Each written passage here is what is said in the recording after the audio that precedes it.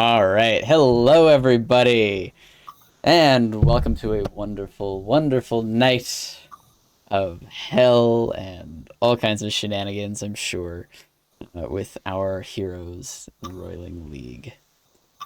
Tonight, our party faces off against the Lord of Eyes, having been summoned to face the challenges that await all of his cultists, and seemingly losing a bit of patience, or perhaps finding a bit of interest in our heroes and their abilities, has invited them directly to a meeting. The party, having absolutely zero time wasted in their minds, decide to jump headlong into the fray after a night's rest.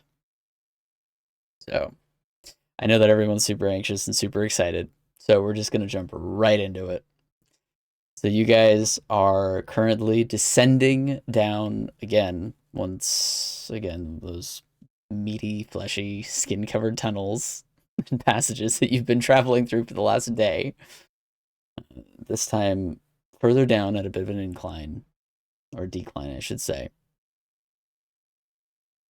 The surrounding area is slightly different than it has been. This time it is thick patchwork of skin, mottled bits of pigment, pulsing and oscillating and shifting with color. You guys have ever seen like an octopus change color, or a squid kind of shift, that kind of thing? You also notice eyes everywhere. Dozens and dozens and dozens and dozens. Large ones, small ones, some as big as your head. But you begin your way down, and as you descend, the walls behind you shut and close, leaving you only one path forward. So, is doing anything in particular as you continue on? I would first like to thank you for making sure that I've got a lovely bunch of coconuts is stuck in my head for the remainder of the evening. You're welcome. Figured you'd like that. I'm not trying to keep it like secrets or anything, but not making a big deal of it. I don't think we can keep secrets in here, Liv. No, I'm saying to the GM, I'm not actually saying anything out loud right now. I'm just saying I'm not trying to hide what I'm about to do, but Okay. I'm going to drink a potion of fire breath on our way down. Okay. Sounds good. How long does that last? It is an hour and 3 charges. Nice. Okay. So an hour and 3 charges. Excellent. Is this like a winding staircase? What does this look like? This is a long corridor. Is it going straight or going down? It is currently going down slightly. You guys can kind of get the sense that it's descending. But up ahead, it does appear to start curving. Okay. Kind of slightly to the left. It's not a sharp curve, but you do notice that it starts curving. Got it. Okay. And there's eyeballs all on the wall? Everywhere, just watching you. Different kinds, too.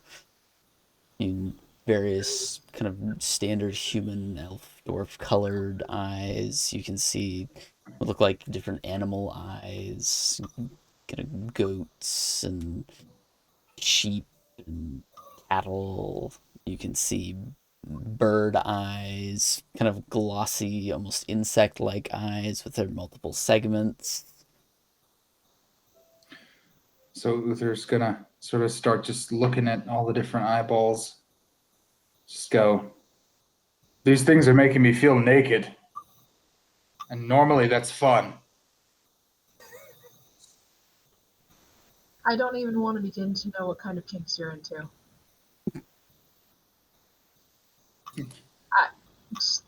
No. Thea. Yes.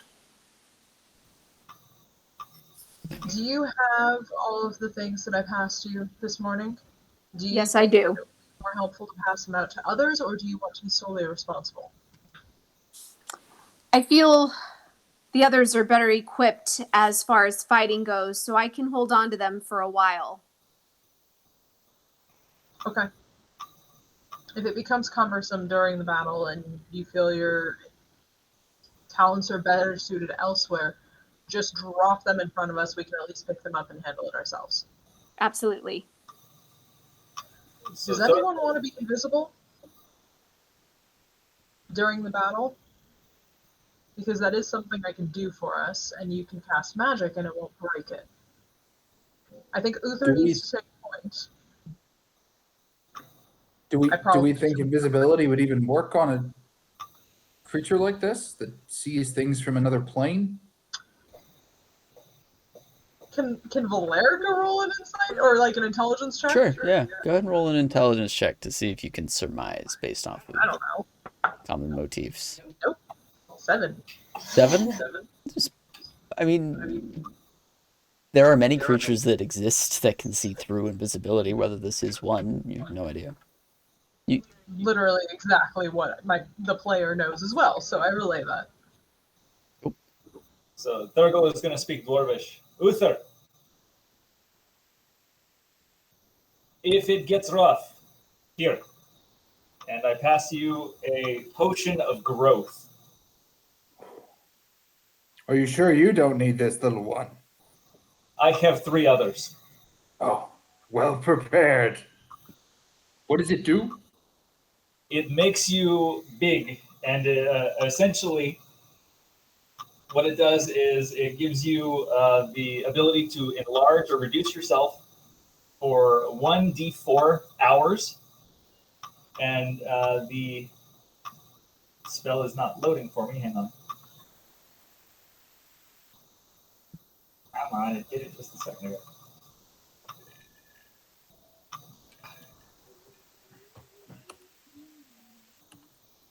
Of course. Oops, looks like we lost Cynthia. Nope. There we go. That would explain her shouting at me from the other room. So it'll double your size in all dimensions, and your weight is multiplied by 8. Holy shit. It will grow your size by 1 category, so if you're medium, it'll make you large. But if there isn't enough room to double your size, you attain the maximum possible size in the space available. Until the spell ends, the target also has advantage on strength checks, strength saving throws. The target's weapons also grow to match your size, and while you're enlarged, they deal an additional 1d4 of damage. Yeah. Uther, Everything about what you just said makes me happy. Absolutely everything. Yeah, seriously, that thing's awesome. So I'm handing this to you and saying, fuck everything up. Fuck. I'm basically a frost giant when I take this. Yep. It'd be amazing. I'm going to mention to the group too, I don't know if it'll come in handy, but just as a reminder that I do have my bag of devouring should it come in handy. Noted. Do you think there's any point in sending any animals ahead, or just deal with it as it comes? What is your pace, actually? Quickened. Quick. Dude. Yeah. Okay, cool. Good to know. We dwarfs. Uther, pick him up and carry him on your back. We're taking too long.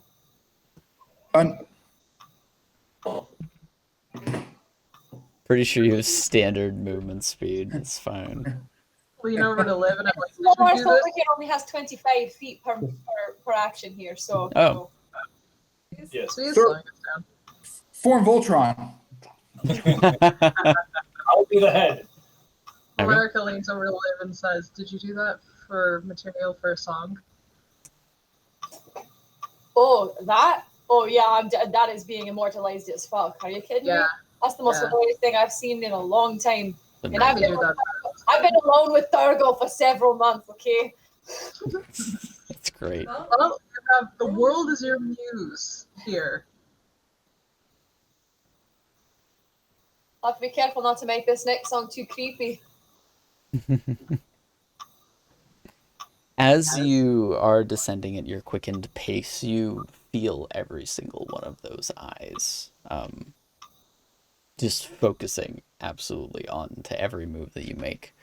All of you, except for Liv, because Ring, hear in your minds that same layered voice of the Lord of Eyes as you walk, in a most taunting tone, but also strangely inviting, as he says, "Every quickened step is a step towards your perfection."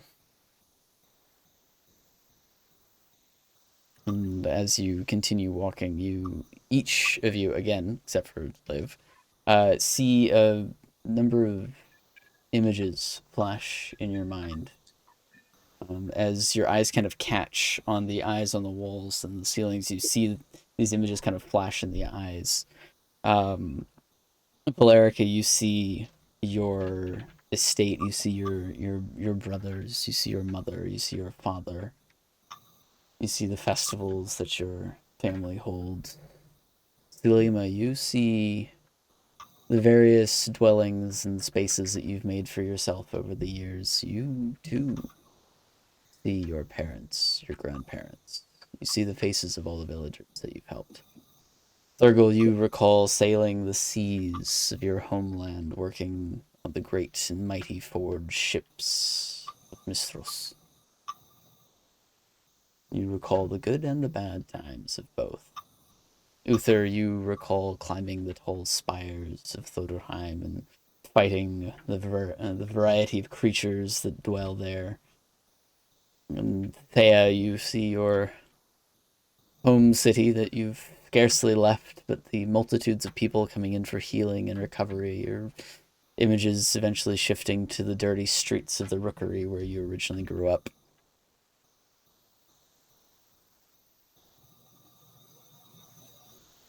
Each of these flashes becomes a focal point for you, almost overwhelming and consuming your thoughts as you continue walking.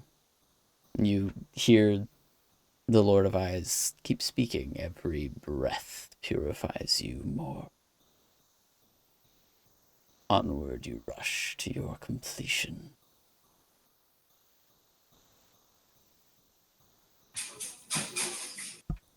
Are any of them giving any telltale signs that they're mentally preoccupied elsewhere at this point? Is there anything that I'm observing? Probably all kind of like dazed looking at Make an insight check if you'd like, yeah. We're all hearing this, right?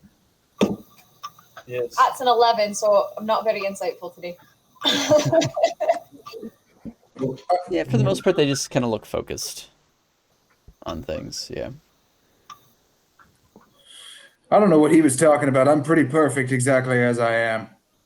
Did I miss something? The thing is talking again. As you continue rushing forward, you see more flashes within these eyes, now shifting away from the familiar and more towards the unusual. Valerica, you see a red dragon beating itself against a wall of force, a massive sphere containing it, while a set of golden eyes watch.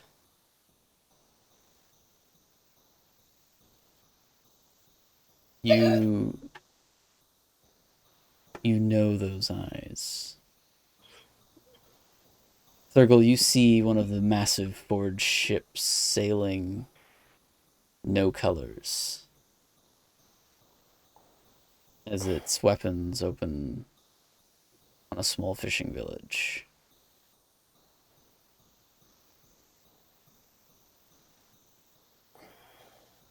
You see its great billowing smokestacks working tirelessly, ceaselessly, as whatever group now holds that one ship churns out its endless armaments. Uther, you hear in your mind the layered voice of the Lord of Eyes as he fills your mind with a vision of your home. A massive fleet of ships of unknown make and design, something you don't recognize, something you've never seen before, heads towards your isles. And even now you spend your time here, while your home is ravaged by conflict. Truly, you must wish to join my new world.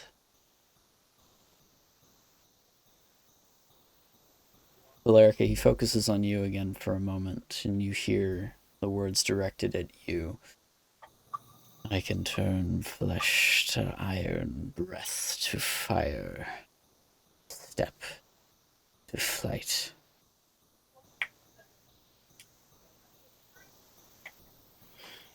Uther, you hear what countless storms would rage with the power of uncountable souls.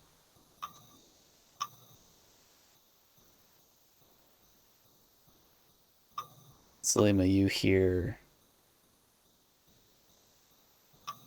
no being of this world or any other should be spared your crusade.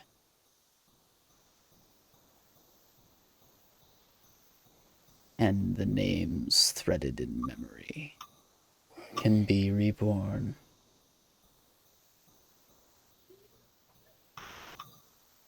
Each of you see as you continue moving forward, you realize the walls as you walk are sealing behind you. Just kind of sucking into place. You all see these bizarre flashes within the eyes. You see familiar creatures, still strange, but aboleths, beholders, all manner of kind of tentacled aberrations flying through an endless expanse of space. You see entire planets made of flesh and bone, reaching for others nearby. You see countless lives that all look bizarrely familiar, pedestrian almost.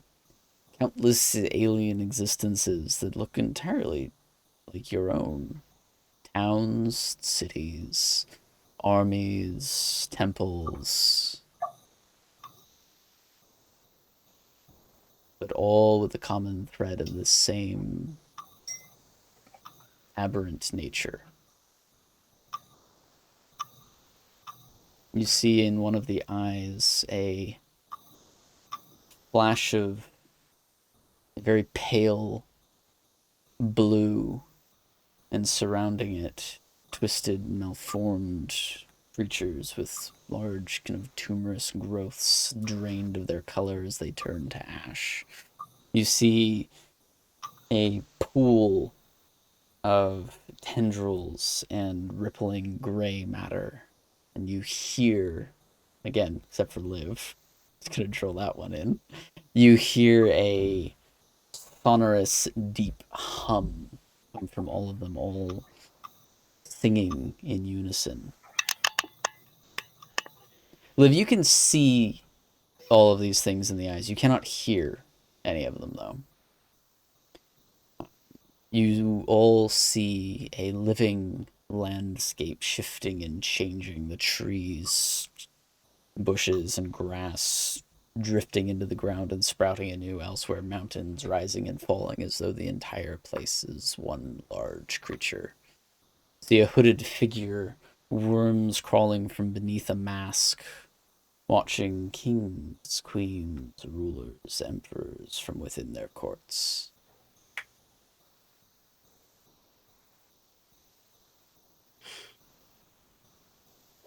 Voice is quiet for a moment.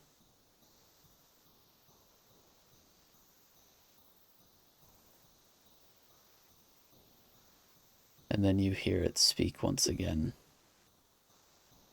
All these things, this knowledge and power, the beauty that you can behold, awaits those who wish to become more.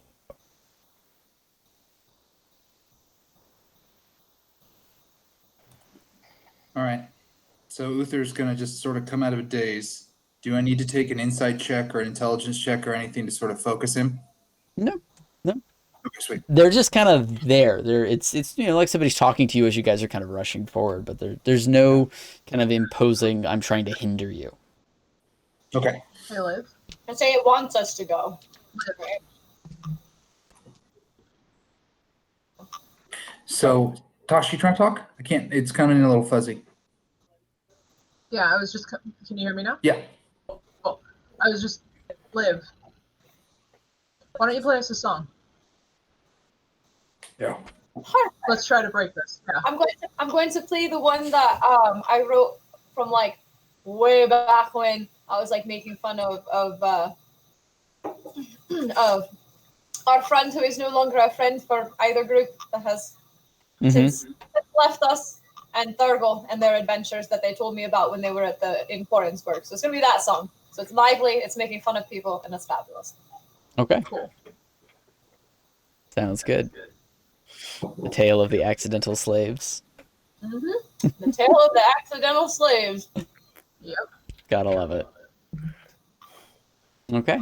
Yeah, she starts playing a jaunty tune about two very devout worshippers of deities, one of justice, accidentally purchasing slaves without their knowledge. Liv, this song is depressing.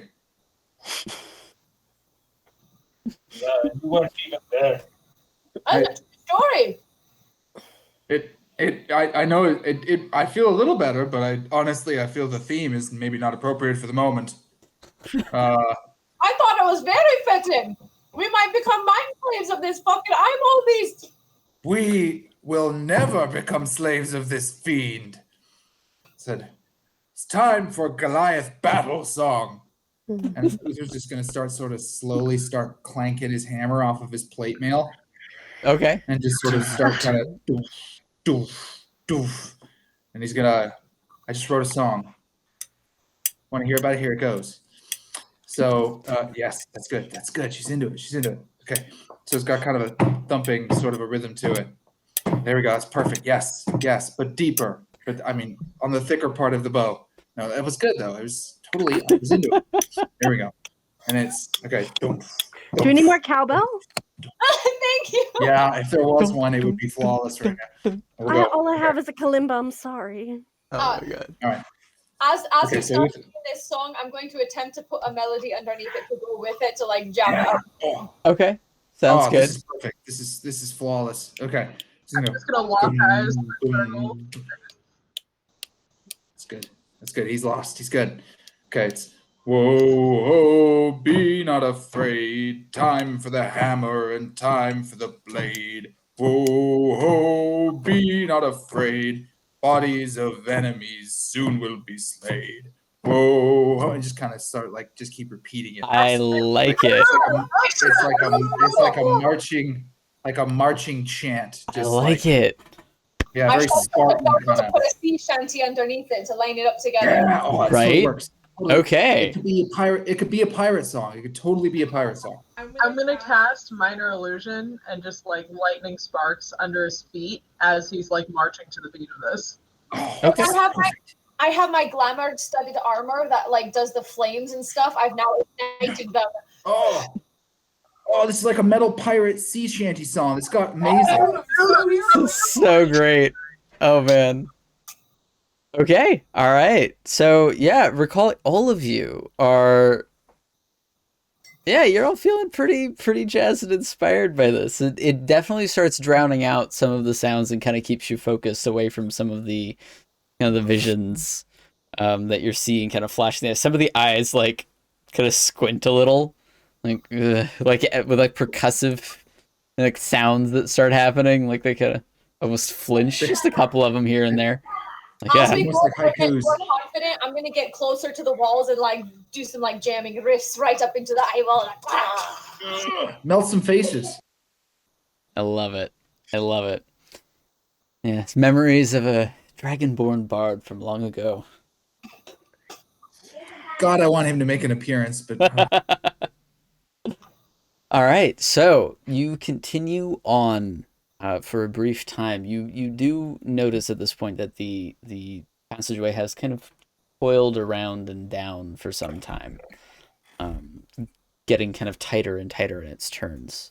But you do reach what seems to be the end of the passageway. It is a simple, kind of sealed off wall, not at all like the openings that you've had to deal with before, the tickle activated ones. But as you approach the wall, you see almost like a zipper, and it's just as it opens, revealing It's a actually good news. okay. It reveals a large chamber filled with the same mottled skin that shifts and warps with colors and patterns and textures. You see more eyes, all trained and focused on you, watching each of your moments. This is a large space. And in the center, you see a single figure, a vaguely humanoid-looking creature of flesh and bone, apparently. Patches of fur growing out of odd areas, hard chitin-like plates covering others. You see long, slender, multi-jointed arms held open to you as though waiting an embrace, talon-like claws poised at either end. It seems to have the beginnings of a face as you are on approach. The skin tears open where the mouth would be slightly, and you realize there are empty eye sockets that, despite their lack of actual eyes, still seem to stare and focus on you. From the head, several stalks with eyes at the end protrude, and all, as they look around, turn to focus on you. At the torso, the body splits, revealing what seems to be another mouth filled with rows of dagger-sized teeth that glint slightly in the... What you realize is a surprisingly well-lit space. There seem to be pockets of kind of flesh-like nodules that glow slightly, almost with a bioluminescence. The rest of this creature's form seems to blend and merge into the ground cover, fusing it with the surrounding walls, floor, and ceiling. From its posture, it seems to be sitting on a throne of flesh, bone, and scales. And as you enter, the wall seals behind you, and you hear a voice emanate, this time not in your minds, but directly from the creature in front of you. Welcome home. And speaking with. You see it bend its multi-jointed arms in an almost familiar display of courtly poise that looks entirely too familiar. I am the vibes. You're not as eyebally as I expected. You see him kind of gesture around as all of the eyes train directly on you, Thurgle. Just all of them. And you realize that there are eyes like everywhere, like there's like one like right in your face. And bearing into you. So what did this go with? I thought we were to meet you at the end of it. Oh, you've proven yourselves quite sufficient. Now come. There's no need for conflict. No need to mar such lovely flesh. What was it that you? So. Hmm? You said no need to mar such lovely flesh, but I'm looking around. It looks like that's all you do. Your eyes do not yet see beauty for what it is. We offer you... In the eye of the beholder. We offer you the chance to usher in our new world. One that replaces the repugnant corruption of this one. The whole and complete embodiment of perfection. And we kindly decline. Are you interested in by invitation or force?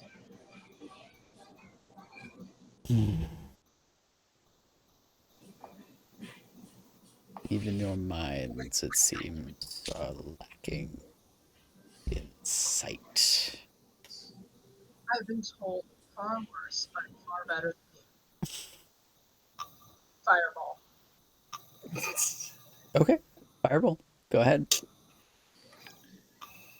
I just want to say, while she was talking, Uther knew this conversation ended with a fireball, so he started chugging the growth potion immediately. All right, fair enough. Fair enough. So you take your growth potion and That's a 5th level fireball. level fireball. Yeah, we Okay. love So you. that's a saving throw. Okay. Sounds good. Yeah, it's pretty welded into the ground. It does not. It doesn't make it. It's a 2 and a 3. So that is going to be 49. Yeah, 49 points of fire damage. 49 points of fire damage. Okay. All right, you guys all watch as this blast of fire just erupts and consumes the surrounding area. The skin itself kind of shrivels and burns and pops, fills the air with an acrid scent of kind of slightly cooked and very heavily burned flesh. What's up, Liv? As she's casting this, Liv shouts over the roar of the fire, like, I guess you've chosen force. You all hear, as the fire dies down, you see the creature singed in a few places, but mostly unharmed, the ground having taken a lot more damage than the central figure itself. As its arms kind of fall to its side, all of the eyes seem to kind of glow slightly. He says, "Look upon what could have been." And you see, emerging from the walls, several smaller figures. All of them look familiar. Their features are warped. The skin seems to kind of pull inward in certain places, almost like it's being sucked through a tube internally, and then just kind of loops back around itself. Eyes cover the skin and the face in various odd places, but there is no denying as these creatures begin to emerge. You see yourselves gazing back at you. I'm going to need everybody to roll initiative. And we'll call out the brackets. And if you guys would like to jump onto our map, by all means. Nice. Uther, you're now large. Yeah, because I guess at normal, do I count as large normally? No, you don't. It's humanoid. So Yeah. now I'm large. Oh, fantastic. There we go. Yeah, so I double in all dimensions, and my weight is multiplied by 8. Sweet Mary. How much do I weigh now? A lot. I'm so fat. Does the ground dip? Yeah, a little bit. So I'm 350 normally, so now... Holy shit!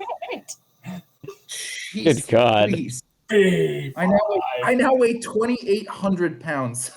Yeah, so the earth, it's like the ground itself definitely like sags in quite heavily. Uther, do you feel the real ground underneath all that now? Aye! At this point, he's so excited he can't talk. I'd like to shout to Uther, at this point, you might as well just eat him. Right? I don't Oh, think man. it tastes very good. And that's coming from me. Don't forget to roll a d4 for how many hours it's going to last. So I did, and I got a 4. So We're going to be stuck around here for for 4 hours till you shrink. But now we got an Yeah. open. Get out of the way. By the way, I love the transparency of the D&D Beyond dice roller for the groups, but D&D Beyond hates me. It low rolls me every damn day. So I'm using Mighty Dice, and I'm happy taking a screenshot and showing you guys if we need it, but I do not trust D&D Beyond's roller at all. It's always a toss-up with electronic things. All right, so let's get into it. Our things are up. Perfect. Zoom out a little bit. God, Uther's token is huge. Yep, he's a large creature now. God. He's twice as he's twice as big, you know, as far as just size goes, but his volume is huge. I'm 14 and a half feet tall and 2,800 pounds. Good lord. You are massive as fuck. Don't even think he's gonna fit in the globe. That's a good point, but we'll deal with that later. Okay, so for initiative, let's go ahead and get some initiatives in. 25 to 30. Oh. Nope, 20 to 25. 21. 21 for Thurgle. What'd you get, Uther? I was at 20, 18 plus 2. Nice. 20. Okie dokes. 20 it is. Okay, 15 to 20. 17. 17 for Selima. Excellent. 10 to 15. Wait, Thea has same Z's as Selima. Okay, who wants to go first? I will let Selima. Woo! Okay, sounds good. I'm at a 12. Okay, Oh and my what'd you God. get, Liv? 9. 9? Okay, sounds good. Let's just make sure that my initiative thing works. The way around. That is the greatest potion of all time, Thurgle. I seriously wish I'd had those every day. Ooh, this is a fascinating initiative order. Okay, I'm so used to being at the front. yeah, you are used to being kind of first in line, aren't you? Yep. Now I'm last. Yep. Okay, so this is gonna be great. Okay, so Thurgle, you're up first, and then Uther. So go ahead, have fun. What are you doing? We got a good question from a user asking if Uther's weapons also stay small. No, they grow with him. So now he's wielding giant weapons. I'll do the extra 1d4 on top of it, right? Yeah. I do, yeah. Could someone link me the atlas real quick? Sorry. Oh, sure. Yeah. Would you, someone mind taking care of that? Oh, here, I got it. For a second, I feel like Thea is just gonna stare at Uther's ginormous hammer. Hammer. Funny. Yeah, Uther catches the look and goes, "Oh, everything's bigger." That's funny. Now, of all times, of all places. So at Here. this point, Thurgle is just going to look at Uther and go, ha ha ha ha ha. All right, so You're like- Thurgle, from behind Uther, what you doing? At this point, I will probably have to run through his legs, if anything. Yeah, it's not gonna be a problem for you for sure. Oh, that's such a cool visual, though. It just this huge Goliath shooting up as this angry dwarf runs underneath. That's so cool. Right? So I'm going to use my movement to get forward. And then from where I am, I'm going to cast Toll the Dead on Lord of Eyes. All right, so told that on the Lord of Eyes. Got it. That's a whiz save, right? That is, yes, Wisdom save, 15. All right, Wisdom 15. Pull up the stats for that. Very nice. Yeah, succeeded. Son of a bitch. Yeah, handle. You just go boom, nothing. And then I'm going to use my bonus action to create a spiritual weapon. Okay. Where's that going? Hold on. At 5th level. Woof. Hitting hard. It's now or never, baby. Yep. Where are you putting your spiritual weapon? I would like to put it as close to Twisted Thurgle as possible. Twisted Thurgle. All right. 5, 10, 15, 20, 25. Yeah. Okay. So as you focus in on the dwarven kind of version of you, it absolutely is you, just in the weirdest and most twisted way. Like, partially formed in certain parts, entirely too many eyes in others. Like, again, it's this weird thing where the skin seems to be kind of pulling into itself, just like it's being sucked through a straw that's inside its body. Like, so yeah, but your spiritual weapon manages to appear in front of it without any problems. And am I able to strike with it, or is that for next turn? No, you can strike as part of casting it. You may make a strike against your. Yeah, I would like to attack Thurgle. All right, go for it. It's probably not going to hit. You never know.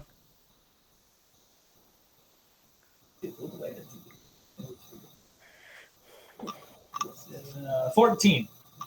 14? Yes. By a hair, your weapon swings, and the form of Thurgle just kind of out of the way, barely missing it by just the smallest margin. Doesn't really have any reactions or taunts. It just kind of looks kind of at you as it just kind of shifts around. All right. Does that conclude your turn? Bonus action. I believe it does. Yes. Awesome. What are you doing, Uther? Because you're on deck. All right. Yes, sir. So the first thing I'm going to do is I'm going to lead with a spell, and I'm going to cast Ice Storm. Okay. Over towards the less than perfect copies. Okay. So it's a 20-foot radius from the center point. Okay. So I want it to sort of center around the one closest to us, and then go out from there. So in front of the ones that are in the back. Okay, so let's see. So Twisted Thurgle is in front, it looks like? Yeah, Twisted Thurgle's kind of there from what you can see. So let's put it. Yeah. Let's put it two down. Let's put it one down and two to the left from Twisted Thurgle. Okay. So that'll catch the twisted version of Thea, Thurgle, and the Lord of Eyes. His Cool. 20-foot radius? Okay. Is that persistent, or is that just a once-off thing? Okay, so I don't think it is persistent. Casting time, 1 action, duration, instantaneous. Yes. The area stays as difficult terrain until my next turn. That's the only persistent effect. Got it. Okay. Cool, so what does this look like? You're muted. The enormous Uther kind of swings his hammer like this as chill wind starts to sort of pick up around him. All And then right. he points it over in that direction and goes, blow! And that's all he does. Cool. All right, so a cascade of ice starts pouring down. You can see it kind of bruises and cuts shards into kind of the top layers of the skin. The surrounding creatures that are affected, what's their save? They got to take a dexterity saving throw. Okay, cool. Okay. Thea, what is your dex save?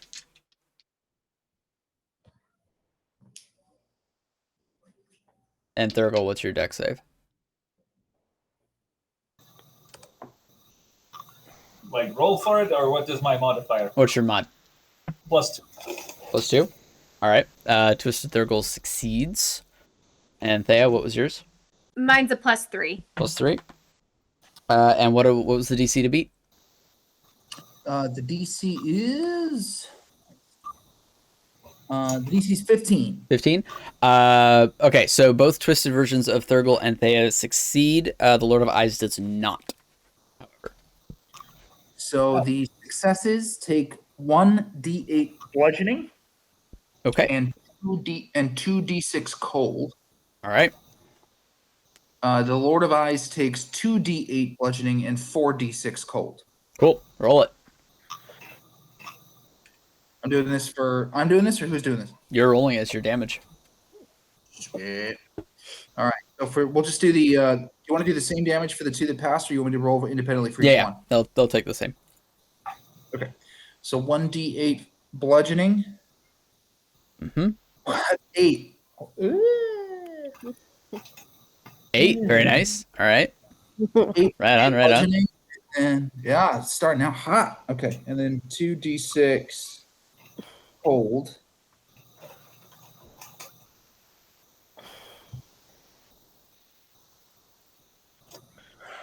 Total of 6 cold damage. Okay. And then the Lord of Eyes is 2d8 bludgeoning. He takes 8 bludgeoning. Okay. And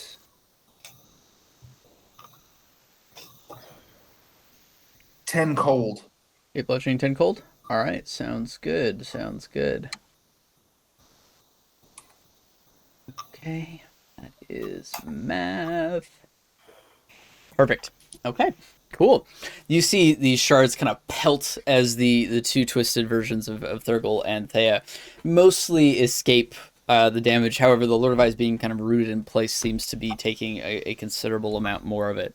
You can see a couple of places the skin splits a little bit, and it's starting to look a little bruised as got a little icy hot going with the scorched and kind of burned skin on the floor, suddenly being pelted with massive amounts of hail shards. All right, fantastic. And then I will. Oh God, how much distance do I cover now? Is it the same as before? I think it's the same. Yeah, I don't think enlarge increases your movement speed. Yeah, so you okay, still move the same speed. Sweet. So then I will move. Teeny tiny steps. He's got to carry a lot more weight now, so he's like. 5. I was gonna say he's literally not used to it. He's not steady on his feet. 15, 20. This is so amazing moving this giant token. Okay. 25. I'm gonna move him about here. Okay. So Thea, Valerica, and Thurgle, you hear this of Uther running past, and you can see the ground kind of ripple a little. It's like so cool. as he's running around. Thurgo's cracking up the entire time watching Uther do this. Perfect. I like it. Okay, so does that conclude your turn, Uther? Yeah, I believe so. I don't think I have any bonus actions. Let me just confirm. Yep, we're done. Wunderbar. So, what we've got here is a lair action. Yeah, a lair action. Fantastic. So, what am I gonna do? What am I gonna do? Ooh, okay. I need. Yeah, I like that. All right, Uther. I need you. Oh no, never mind. But you do notice it first. As one of the eyes that's growing on the wall, kind of starts to glow and hum slightly. I'm gonna roll to see who it hits. That is going to be Selima is gonna get hit. All right. By. Okay. I need you as a kind of a beam of this kind of very lightish, kind of purple white magic kind of just gets thrown at you. I need you to make an intelligence saving throw for me, please. Can I counterspell this? You cannot. It is not a spell. Understood. I'm hoping that's 17 plus 2, 19. 19.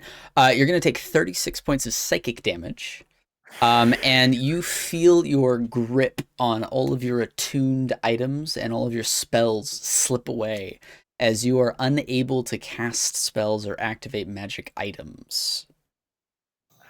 What the shit? For how long? You will find out.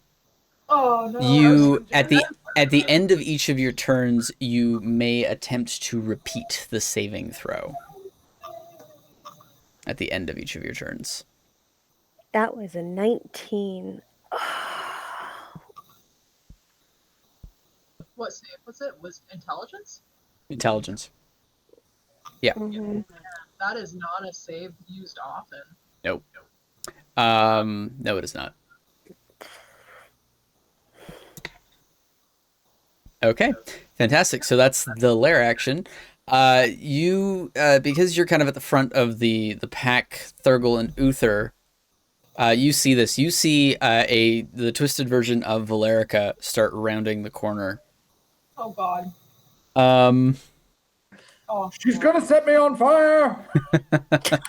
You do see her cast Oh no. a spell that looks kind of familiar actually. Tell me, what's the highest level you can cast Fireball at naturally? Oh fuck. Do I have to answer that?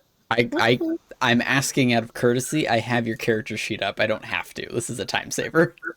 6th level. 6th level? That's the highest spell slot I have right now. Okay, perfect. Or And what's the lowest level that you cast at? 3rd. 3rd? Okay, cool.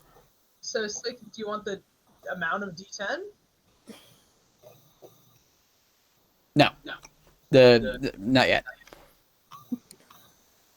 She launches a ball of fire towards you. I will. It's a fireball. Yeah, it is a fireball. At your direction, it is going to hit Thea, Valerica, Thurgle, and Uther. You're not wrong, Uther. She is going to set you on fire because she knows. I do need everyone to make a dexterity saving throw, please. I do have resistance to fire, FYI. Perfect. And I have a question. Yeah. Because of the spell that I cast, Protection from Good and Evil, this is more of just an overall question. Are any of these entities considered aberrations, celestials, elementals, fae, fiends, or undead? Yes. Okay. Because that changes the things they can do to me.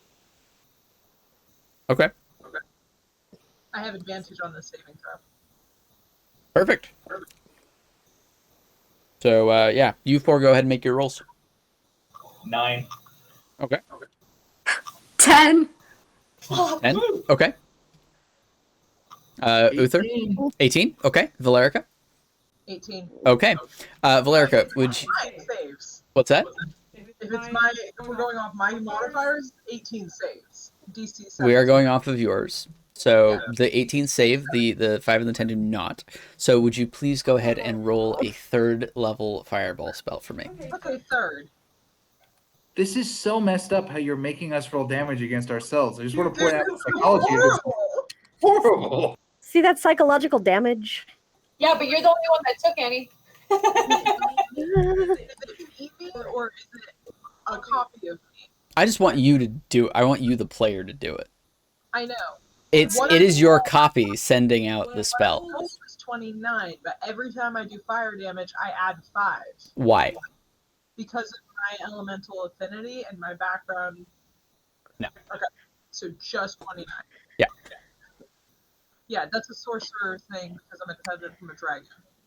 Lord. Oh, wait. That comes from your dragon thing? But I'll double check. I thought that came from a feat you took. Oh, I thought that came from her dragon background. Elemental affinity. It's a feat. Yeah. When you cast spells that deal damage with the associated type of my draconic ancestry, I can add +5. Oh, actually, yes, then add the 5 because it's attached to your ancestry. But it's a feat. Okay, fine. 34. 34 points of fire damage. Yeah. So half for the Half to Uther and Valerica. Oh God, what was that number again? 34. So 17 points for those of you who Half to succeeded. Thurgle because of his And resistance. half to Thurgle because of his resistance. Hi, Faye. How you doing? Yeah, poor Thea just took 34 points of damage. You rolled really well. on a third Put your hair out, level. put your Wait, hair out. how'd you get 30? You rolled 29 on a third level fireball? Yeah. That's fantastic. Well, it's a +5. So I rolled 29. I mean, you guys can see we have shared rolls now. Yeah. Amazing. I love it. Perfect.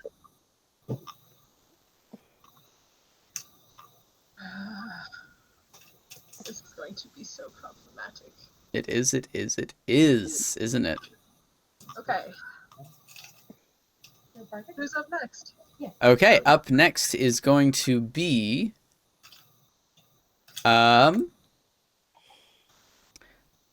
it's Selima and then Thea. So think about what you guys are gonna do. So Selima, what you doing with your non-magical abilities? My non-magical abilities.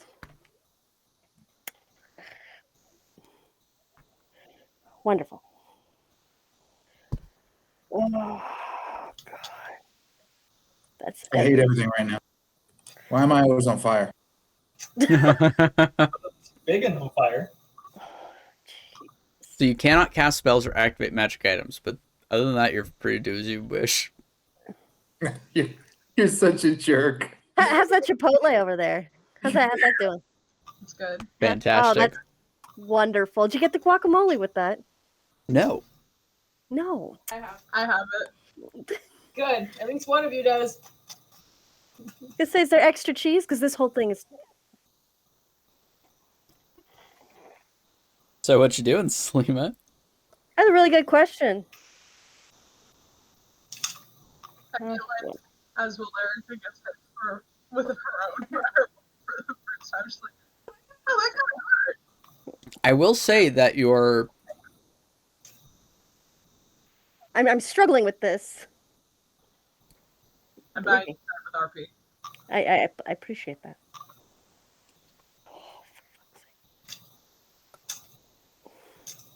With my what, GM? You said I will say with your, and then stop. Oh, stop. fair enough. I will say that your bow, because of what it is, will still be magical. It'll still do like magic damage and everything, so it's not 100% mundane. So I'm still able to use Zephyr. I did not lose Zephyr. You don't lose Zephyr. You just can't cast spells from Zephyr. So I can still attack with him. Yeah, absolutely. Yeah. Because I thought for a minute, I'm like, well, fisticuffs at this point. You can still Not a use good it. idea. It's still a bow. It's not like Sure. the magic just stops functioning, or it's not like it stops functioning when magic is reduced. All right, fantastic. Okay. Hey, if you went in fist flying, Liv would have been like, yeah! At that point, if I go fist flying, know that Selima's on a suicide mission.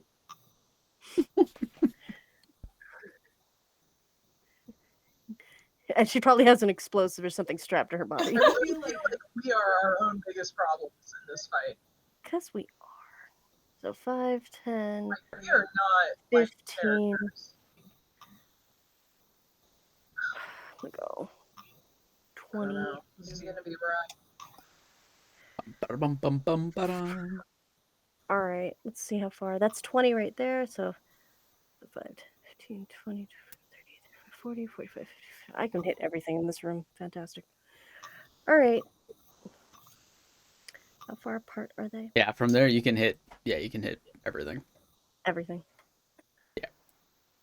All right. So what I'm going to do is for my first attack, I'm going to grab my walloping arrows. Okay. I'm going to use those. Okay. And I'm going to do... Am I still able to do volley? Not a magical ability, is it? It's not a magical ability. Nope. Not as far as I can see. No, that's just your skill. Fantastic. So it's not going to hit him too, unless it's 12. It's 10 from the centered point of the individual. 5, 10. It's not going to hit him too. But I'm going to aim at the Twisted Valerica. Okay. With my Zephyr, because I still can. Okay. And that's going to be volley with walloping arrows centered on Valerica, so it should hit Valerica and Thea. Yep, that'll work. All right, plus that, plus 11. That's a 28 to hit. Yeah. Yeah, it hits. Fantastic. Just checking. Yeah. All right. You guys notice they're not wearing any of your armor. That is a shame. So they're not... The buff? Kind of. Not that there's really anything to see. They're kind of half-formed monstrosities. All right. I was about to shout, Uther, don't look! All right. So that's... There's enough for it to be uncomfortable. Damage, plus 7. So that's 13 points of damage to both, and they have to make a saving throw. Strength saving throw. Strength? Okay. Yep. Yep, nope. Doesn't matter what their mods are. That's a natural 1 and a 6. Fantastic. So they are both knocked prone. Okay, sounds good. Because I'm not letting that Thea do anything. So I'm going to take those arrows off. So, boop, prone. Cool. Those are down. Boop, prone. Fantastic. And then I'm going to do the exact same thing again. Let's see if I hit. To the same people? I'm aiming... No. Okay. Because I don't think you can double prone, but that'd be kind of funny. No, I'm going to do the same thing again, but not volley this time. I'm going to aim at Mr. Eyeball. Okay. Lord of Eyes itself. Yep. That is a 22 to hit. 22 hits. Fantastic. So that's 1d8 plus... plus... Why am I doing that? Plus 7. Whee. That's 9 points of damage and a save. He has to make a saving throw, so he's not prone. What, does he get prone? I don't know. So how much damage, I'm sorry, was that? That's a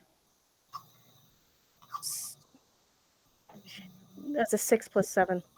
13. That's 13, yeah. 13 points of damage. Right. Oh, make that arrow go bye-bye. Bye-bye. Your arrow lands solidly, and because it's a walloping arrow, you can kind of see that like kind of percussive like boom as it impacts. It does not seem to knock the Lord of Ice prone whatsoever. Damn. Yep. Fantastic. Since I can't do anything at that point, I'm going to end my turn and go. I hope shooting me was therapeutic for you on some level. No, it is no. Awesome. No. Okay, so Selima, does that conclude your turn? Yeah, it concludes my turn. Awesome. Thea, you're up. I guess Valerica and Liv think about what you guys are gonna do. It'll be a while though. Cool. Aww. Just so you're aware, we're not even at the halfway point of the initiative roster. Mm-hmm. Cool. So we need to be like the considerate people at McDonald's and pick what we want from the menu before we get to the front of the line. As much as possible. Unless you lose all your spells and all your attunements and everything else, and then you... Oh yeah, no, totally was not including you. You got Does she get to make her save? What was that? Does Selima get to make her saving throw? Yes, you do get to remake your saving throw with intelligence save. Oh my god, I got a 17 again. Okay, that's 19 again. No, unfortunately, your mind can't focus on any of the spells as you try to run through the procedures for them. Can somebody just kick me and wake me up, please? Jesus.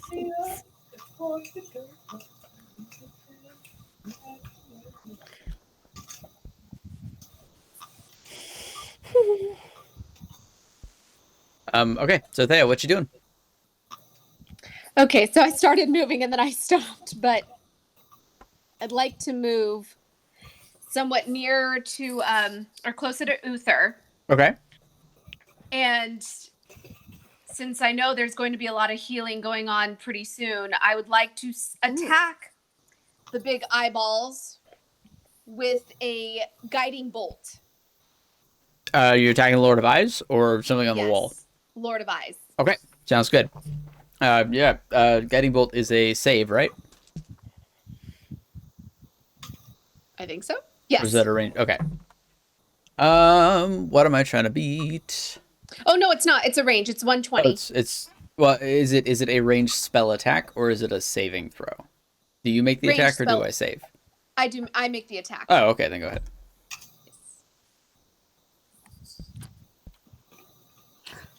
13.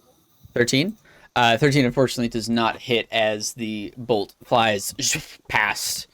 Great. You can swear you think those eyeless sockets glare for a moment at you.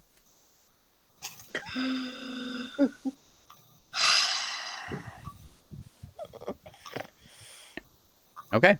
Any bonus I'd like actions? to use a bonus action. Yes. Yeah. What you doing? I'm going to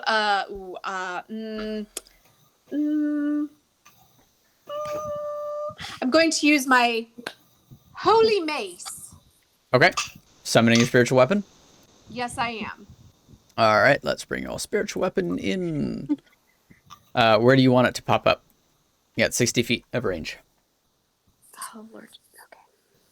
Let's see.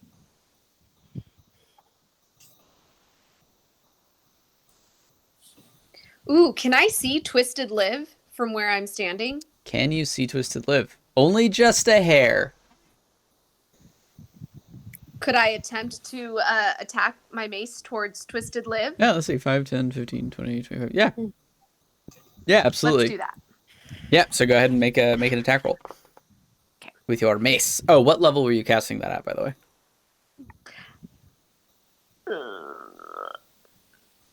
Oh, as a bonus action, does it have to be a...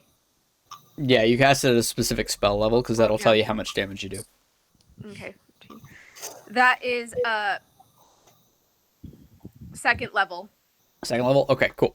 So you'll do the second level damage. So, yeah, go ahead and roll the attack. See what happens.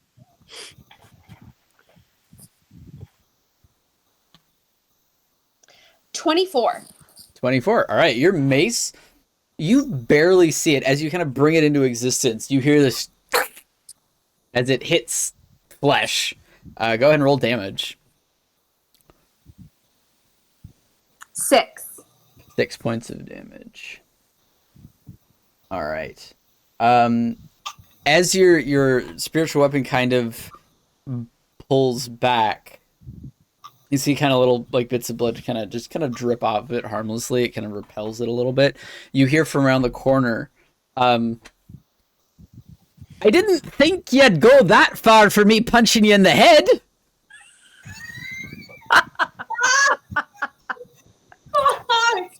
They sound like us. Oh no. I am so stunned. I'm speechless. Okay. And that concludes for me. The whole thing is Thea's nightmare. Right. Okay. Yet strangely, she wants to tickle everything in the room. All right. So Thurgle. It's Twisted Version's turn.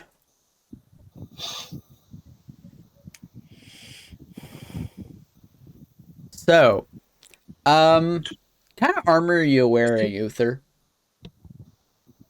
Mithril plate? Okay, Fuck. cool. Sorry. Cool. You see the... It's not cool. Yeah, you're not gonna like this one. you see the hands of the Thurgle copy kind of glow for a bit as a spell is cast. No, not this. You can see the Does flesh no one have starts. counterspell? The flesh starts to singe slightly, Can I and counterspell this you one? feel hot in your armor. You can try to counterspell it for sure. Okay, counterspell. What level? Yay! Let me see what level I can cast for that. It's the first time I've ever hated your heat Third? metal. Okay. As your armor begins to become almost sweltering, unpleasantly uncomfortable, you hear a snap from behind you as the spell dissipates. Yes! And you're totally redeemed for setting me on fire. 3 times. That one is not me!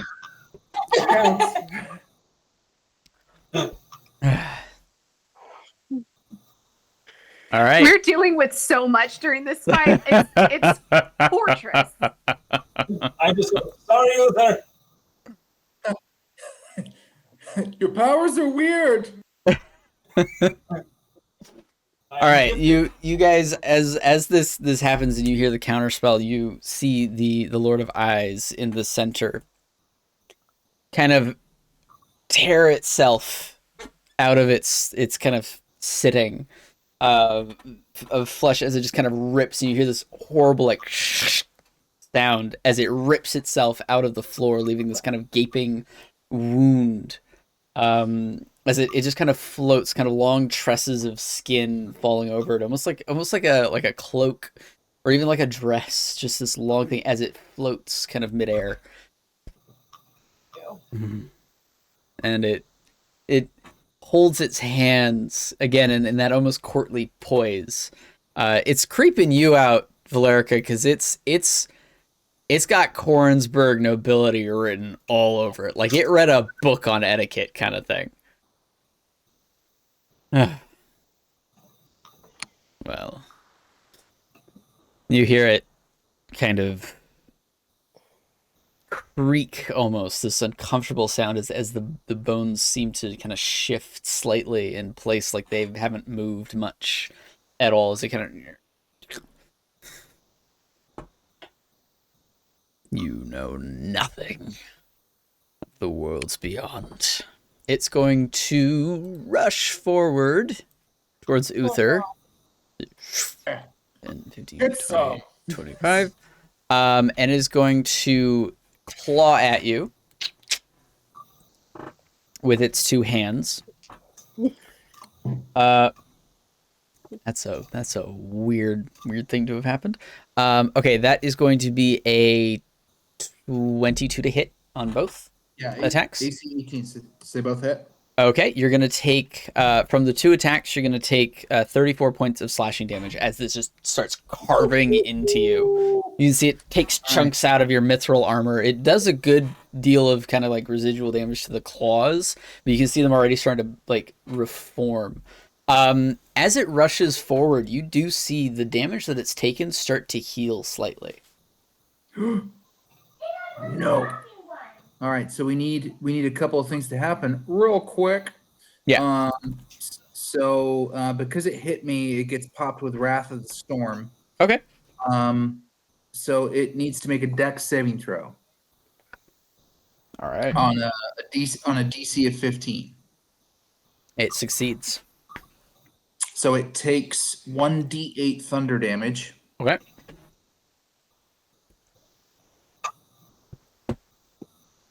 That's 5 thunder damage. 5 thunder. All right. Yep. And then furthermore, okay, because of, is he a large or smaller creature? No. This is a huge creature. He's a huge creature. Yeah. You're realizing as the Lord of Eyes ripped itself out, it is big. Like it left a hole, like a good 10, 15 foot hole in the ground. Like it just kind of popped it out. Like, so if I'm 14 feet, how big do we imagine this thing is? I would say probably a foot or two taller than you right now. I mean, it's also kind of floating, so it's also She got like 5. levitating a little. Yeah. When you say huge, do you think larger, like more than 500 pounds? Yes. I would say, considering Uther's 2,800 right now, Got it. I would assume. And I took 34, you said? 34 points of slashing damage. And one of the eye stalks starts glowing. That's gonna hit. Can it hit you? Yeah, it focuses on you, Liv. And I need you. Oh no. Okay. Oh no, it's just you. Cool.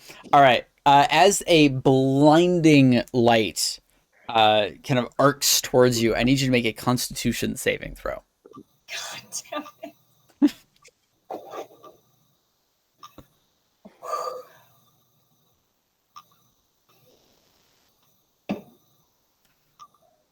17.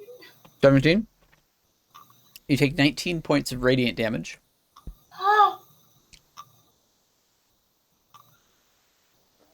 And you are blind for the next minute. Oh, shit. Oh, no.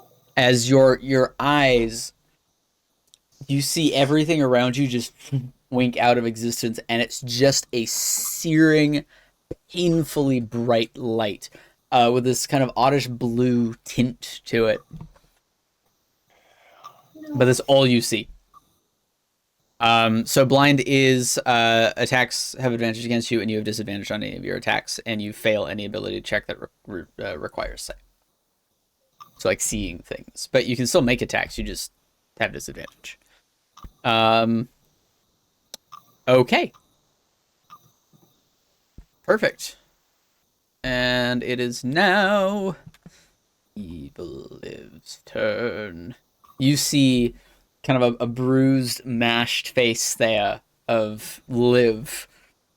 It's kind of been squished to one side by your mace as she rounds the corner. And she is going To punch her in the back of the head. right? She's going to actually blink towards you. She's gonna as she teleports towards you, appearing right next to you. I'm so sorry. Watch these things play our characters better than we do and just gank us. Well, it's Cunningham controlling them, so they're automatically better than us. Yeah. Okay, and I'm going to need... God, you have like no interesting spells for me to use right now. This worked perfectly for you.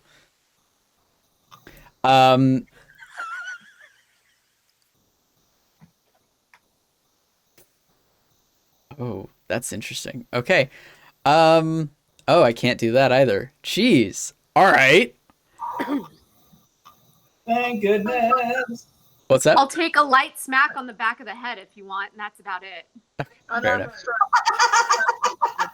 So she actually points out a finger very non-menacingly, and pulls out like the most grotesque looking tart from a skin pocket somewhere. I need you to make a wisdom saving throw, Thea. Oh my god, I'm gonna try to poison her with a nasty little biscuit. You still had the biscuit?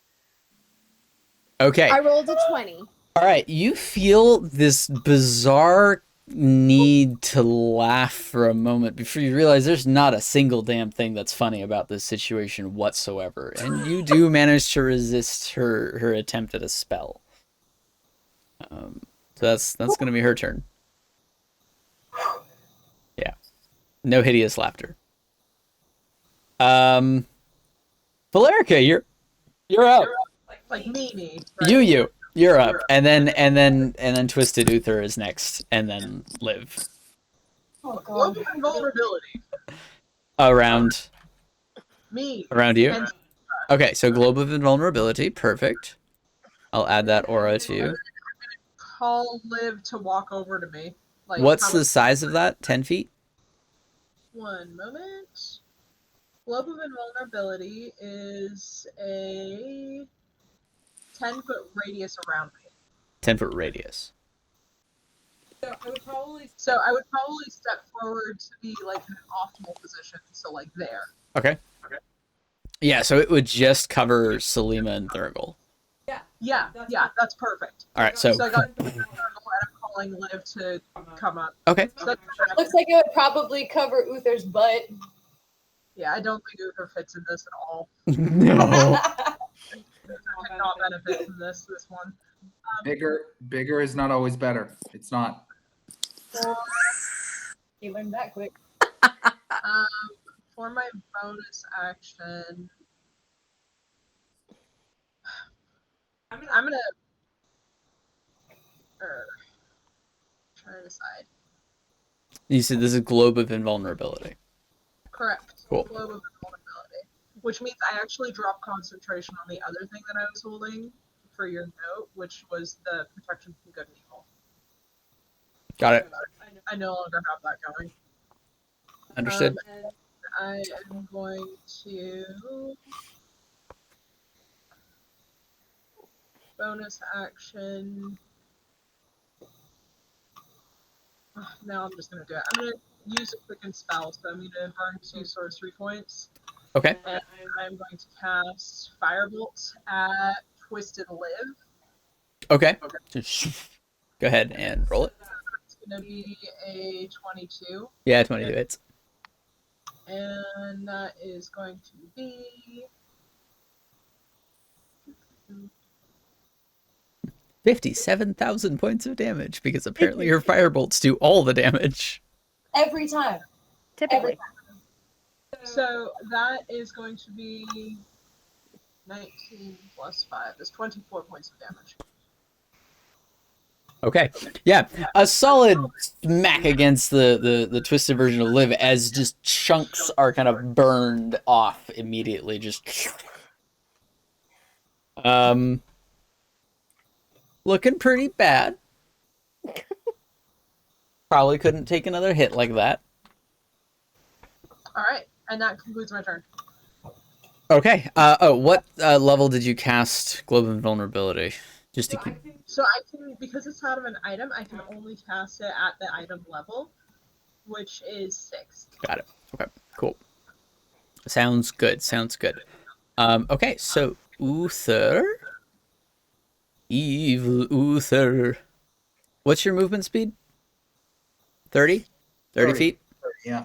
Cool. All right, so Twisted Uther's going to run 5, 10, 15, 20, 25, 30. I want to make a bet on what spell you're going to do. Okay, cast your bets now. Okay. How about this? You get it right, and you'll get advantage on your next thing. Can chat have a chance to make a vote? Yeah, okay. So Can yeah, give him a minute? I know what you're going to do. I think I know what you're going to do. Okay. Sounds good. Sounds good. So what's your bet, Uther?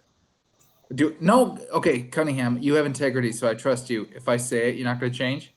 No, I'll even write it down if you need me to. You write yours down, and I'll write mine No, I down. believe you. No, you're like an honest person, so it's weird saying I trust a person, An honest but person. He's just like an honest person. yeah, that is what a wife would say. That is, so I will say destructive wave. Sorry. No? Oh, No. wow. Okay, cool. As a burst of wind pushes out, I need everybody. That was actually a really good move, Valerica. So I mean, interesting. So Uther, Nothing. I need. Well, hold on, Uther. I need you to make a strength saving throw. Oh, Yeah, perfect. advantage.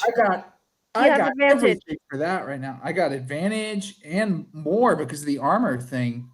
So I get advantage on strength saving throws. Yep. And then God forbid, and then I can use one of the charges of that armor boost he gave me to add a bonus to the roll equal to my intelligence modifier. I mean, if you feel the need to, go for it. Yeah. Plus 0 Well, won't help great. you right now. I was going to say, someone check my intelligence is +0. That's fantastic. Oh no, dude! I was trying their shade. That's actually really funny. Hey, at least it's not a negative, and you would be adding that negative to it. Yeah. Yeah. So it is +0. He is wise, but he is not smart. Fair enough. His SAT score. He's got street skills, not SAT skills. Yeah. Okay. So we're going to do, all right, here we go.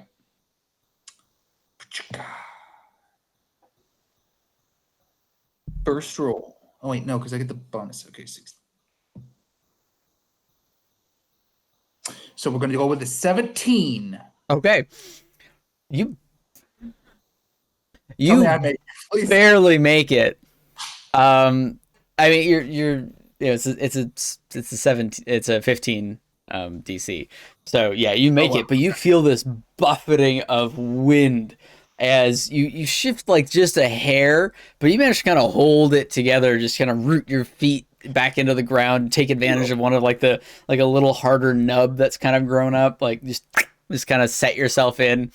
The wind just kind of goes around the orb. Oh man, okay. Uther's got to take the opportunity to talk crap at himself. He has to. That's fine. Go for it. He's gonna look over at ugly, inferior Uther and go, "My farts are stronger than that, pansy." He looks over at you, and he goes, "Bang!" And you just feel this sopping wet down your leg.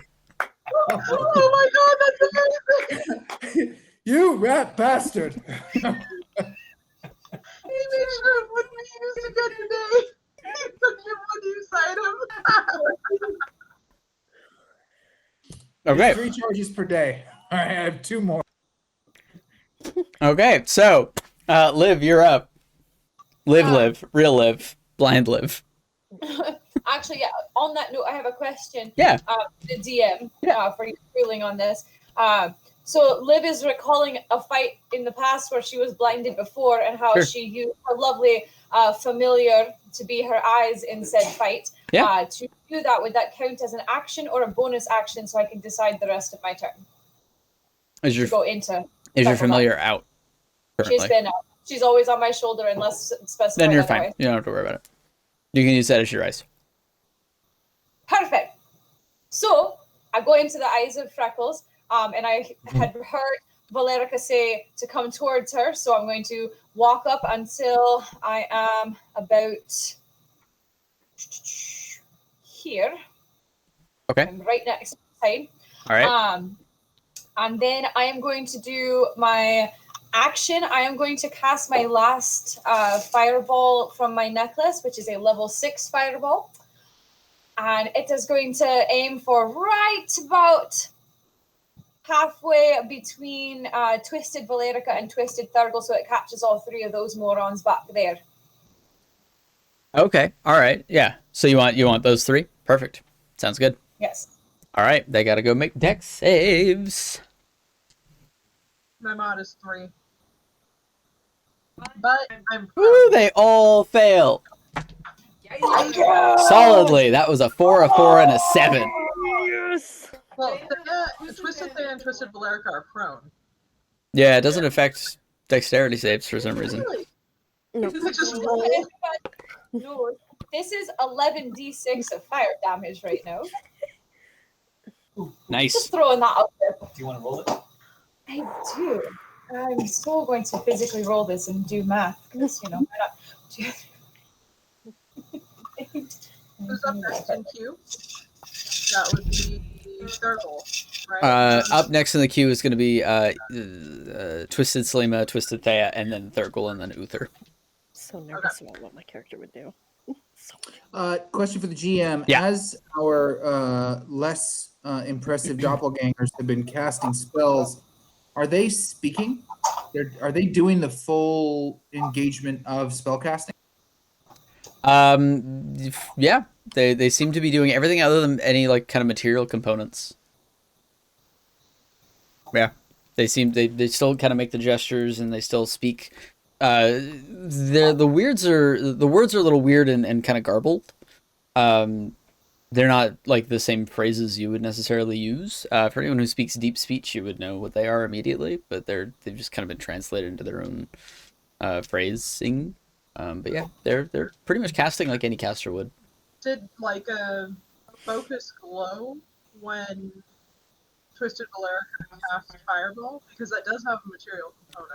What's your passive? Passive what? Perception? Perception. 12. Yeah, you have no idea. No idea. It's a mystery. A lot of glowing eyes though, so who knows? It All right, has so it has a non-consumed component. What's up, Liv?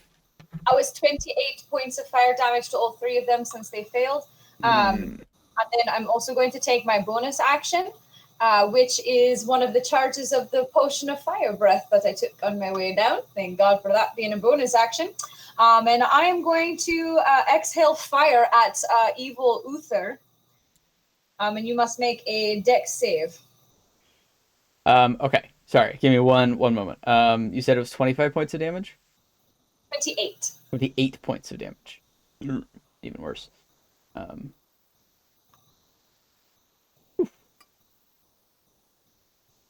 Make more of those noises. Those noises I like. Yeah, they're not looking good at all. And that was my final charge on the necklace. I no longer have any fireballs left. Okay, perfect. And you said you're doing fire breath on Twisted Uther? Twisted Uther, yes. All Dex. right. Dex save for Twisted Uther. Uther, your dex save is not very good. That's 11. He That has failed and will take 4d6 fire damage. All right. So apparently, taking a page out of Valerica's book, Liv just runs up and fireballs and then breathes fire all over everything. Fire on fire. All right. So. All right, it's going to be 13 points of fire damage on Twisted Uther. Okay. So taking the first bit of damage. Perfect. All right. Sounds good to me. And that is going to conclude my turn. That's going to conclude your turn. Perfect. Okay, so up next is going to be Twisted Selima.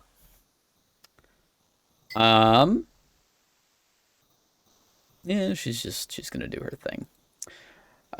She can cast spells. Yes, I can. Of course she can. Yep. Dude, if she knocks you out with, what is it? The Entangling Strike? I will be so pissed. I swear to the star. Just ensnaring strike on you, and that's it. I will need a month of downtime if this all That goes would be fantastic. She is going to take a couple of attacks. You see, as she's standing kind of in the back, her arm grows into this bone crafted bow, like this cord of sinew kind of forms between it. Her weapon just kind of forms out of her own body. She draws back, and she will unleash several attacks. That's a 23 to hit on Valerica and a 15 to hit on Valerica. Wait, but we have the... Only magic. They are mundane arrows, non-magical. Shield. Okay. So it's the top of the round. I have a reaction back. So It's not top of the round. It's not top of the No. round. Last I don't one. have a reaction. Okay. So the Okay, yeah, absolutely. both so 50 I'm sorry, 15 hits. My AC is 16. So 15 does not hit. Okay. So the first attack hits. Got it. Okay. That is 14 points of piercing damage as what looks like this kind of large shard of bone that's been kind of twisted and formed into an arrow impacts you. Go ahead and do that and make a concentration check for me, please. To maintain the globe, correct? Yes, correct. I really hope that's not the only natural 20 I rolled tonight. Natural 20? Yeah. Perfect. Yeah, it hurts, it stings, it's uncomfortable, but you hold up that globe completely. By the way, Valerica's bloody. Okay. Good to know. Good to know. All right, Thea. Bad Thea, Twisted Thea, is going to use half her movement to stand up. She's not looking good. She's looking by far the worst out of any of them. Like most of the flesh has kind of been burned off. It's singed. There's like exposed bone in places. Like she's looking real rough. But she is going to. Hey, if you ever want a challenge, guys, play a super high challenge rating monster and 7 other player characters at the same time. You're conducting a symphony right now. We understand. Dun, dun, dun, dun, dun, dun, dun. Right? The shade giving us when we're not ready on our turn is just like, really? I'm doing all of your characters. Right.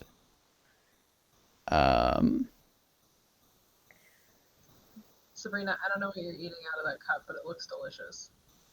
It is frozen lemonade. Oh, that does sound good. Okay, Frozen so lemonade is delightful. Frozen lemonade is the best when you're at Disneyland or one of those places and it's scorching hot and you're getting through the park. You know, big thing. Oof. In the hottest state in the U.S. I love it. Hey, it only got to like 72 today. It was actually pretty decent. It's the hottest because Eric's there. Mm. Damn straight. All right, so she's going to run forward, and start uttering an incantation that you are familiar with, Thea. One of healing. No. As you can see, she almost like draws the essence out of herself to do it as it scatters and impacts every ally that she has. For not Wait, what? Who? Which elf is doing this? evil Thea. It's mass cure wounds.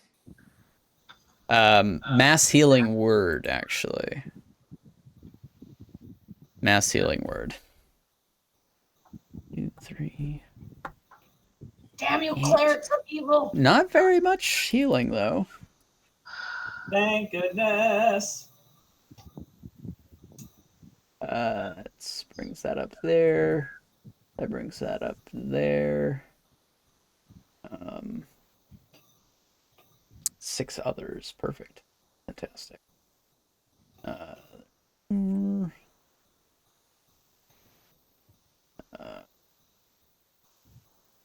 And herself. All right. Yeah, you see this scatters as the wounds on your doppelgangers seem to heal up very nicely. And that's her bonus action. As her action, she's going to you see, so say I have a question. What do your spirit guardians look like? Oh no. Fuck. Like when you cast it, what does it look like? My spirit guardians? Yeah.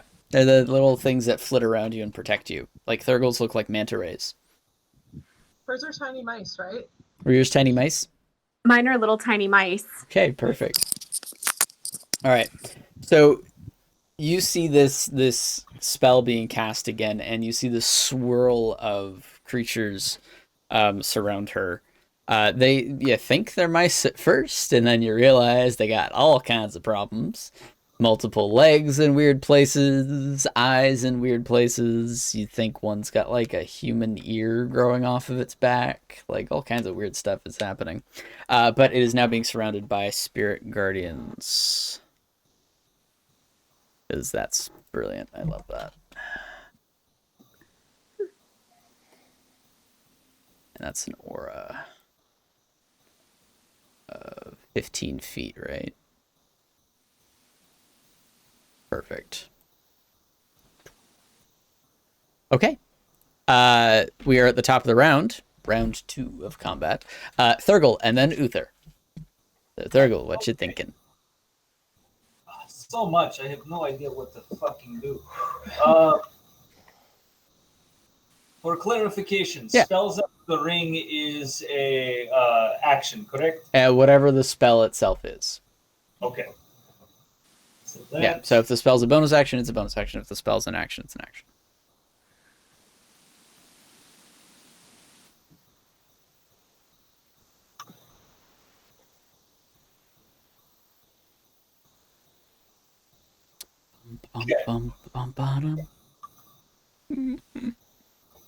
We need boss music for this battle. I know. I am missing that. I can play something. I'm just worried it's going to come through terribly through the microphone. That's fair. Yeah, we'll move off of meat. I can set up a sound bot for it.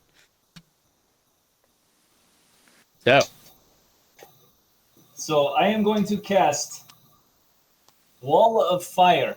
Wall of Fire. Okay. Where? And I'm going to draw a line in front of essentially Uther and Lord of Eyes, 60 feet across. So dividing everybody that I can. So Twisted Uther would be on our side, but everyone else is on the other side. Yes, Twisted Liv is on our side technically. Oh, yeah. Twisted Uther's on our side, but everyone else, it's just firewall in front of them. It's 60 feet. 60 feet. All right, so let's see. 5, 10. And 20 feet high. Oh, like that? I think you wanted Twisted Uther cut off. No, just straight line between Lord of Eyes and then everyone else in that area. Like that? Yes. So it is 1 foot thick and 20 feet high. And anyone that tries to pass through it has to make a saving throw, Dex 15, and they get fucked up if they fail. Okay, perfect. Yeah, as your wall of fire just up, you see the Lord of Ice kind of like reel back, trying to get away from it as quickly as possible. But yeah, nice move. So am I disengaged from him now? Yeah, there's a wall of fire between you. Why am I always burning? Now you did technically cast the wall of fire like in the Lord of Ice, so how much damage is he gonna take? For that, he needs to make a Dex save of 15. Okay. Yes, that's a success. All right, he takes 5d8 damage, but half of that. All right, go ahead and roll it. Nice. Oh, I like that. 15. 20.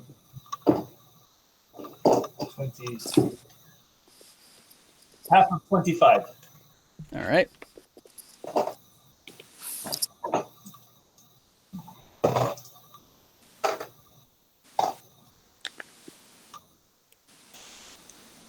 All right, very nicely done.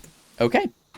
And then I'm going to use a attempt of my bonus action to swing my spiritual weapon at the last place that it was.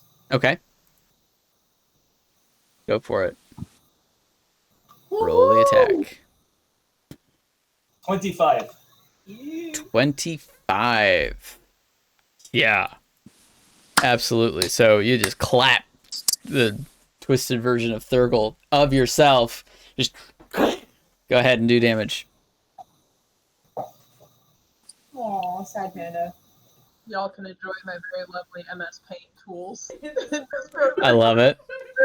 6 points of force damage. 6 points? Yes. Awesome. All right. Ooh, can I use an inspiration die for the damage, or is that only for the attack roll? Just for attack rolls. Okay, just wanted to clarify. Yeah. All right.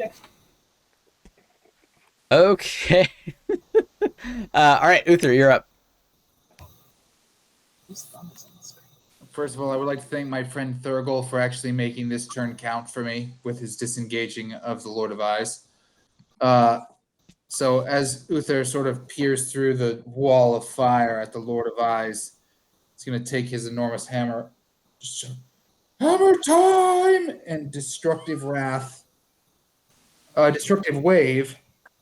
Level 5. Fueled by Channel Divinity. Okay. Which triggers Destructive Wrath. Okay. So every baddie within 30 feet Of you. of me Okay. takes 5d6 thunder damage and 5d6 radiant damage and is knocked prone.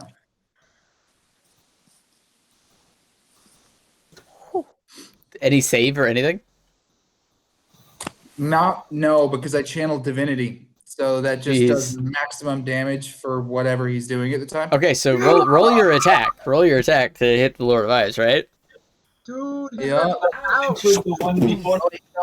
Okay, so no, I'm going to be honest right now, Yeah. Cunningham. Please remember that I did this at this moment. So the thunder damage, the lightning damage is maxed, but you should roll a save because the radiant damage is not necessarily maxed if you save. Got it. Okay, cool.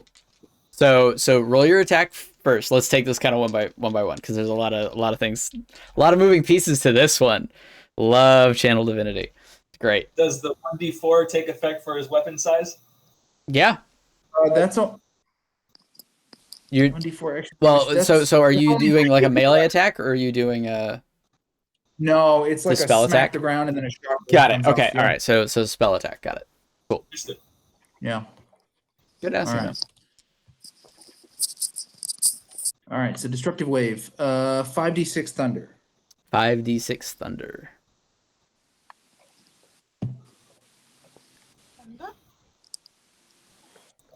Destructive wave. Wild. That is 19. This to hit or damage? No, it automatically hits. That's Oh, it's damage. just a. Okay, cool. So 19 points of thunder damage. To everything. Hold on. Yeah, to everyone. Yeesh. No, sorry, I'm wrong. No, that's totally wrong. They automatically take 30 of thunder damage. That's what channel divinity does. Right. Sorry, Yeah, your channel wrong. divinity maxes out your. So their hit. It's not a are you hit or not. Their hit, it's just 5d6 thunder, so they automatically all take 30 thunder. Okay. That And then sounds about right. and then you, Cunningham, Yeah. are rolling con saves for all of them for whether or not they take half radiant Got it. and are knocked prone or not. Got it. Okay. What's your DC? The DC is con 15. Con 15. Okay, and your Constitution is +3, so it barely succeeds. Uther, Twisted Uther barely succeeds. But you do notice that Twisted Liv, Twisted Thea, Twisted Thurgle, and how far away does that reach? 30 feet. 30 feet from you? Yeah. All right, does not reach Twisted Valeric. Twisted Valeric is still on her back from earlier. Yeah, but she's more than 30 feet away, unfortunately. Yeah, so Do they have to make a save? it's enemies. No, it's only people I elect. Okay.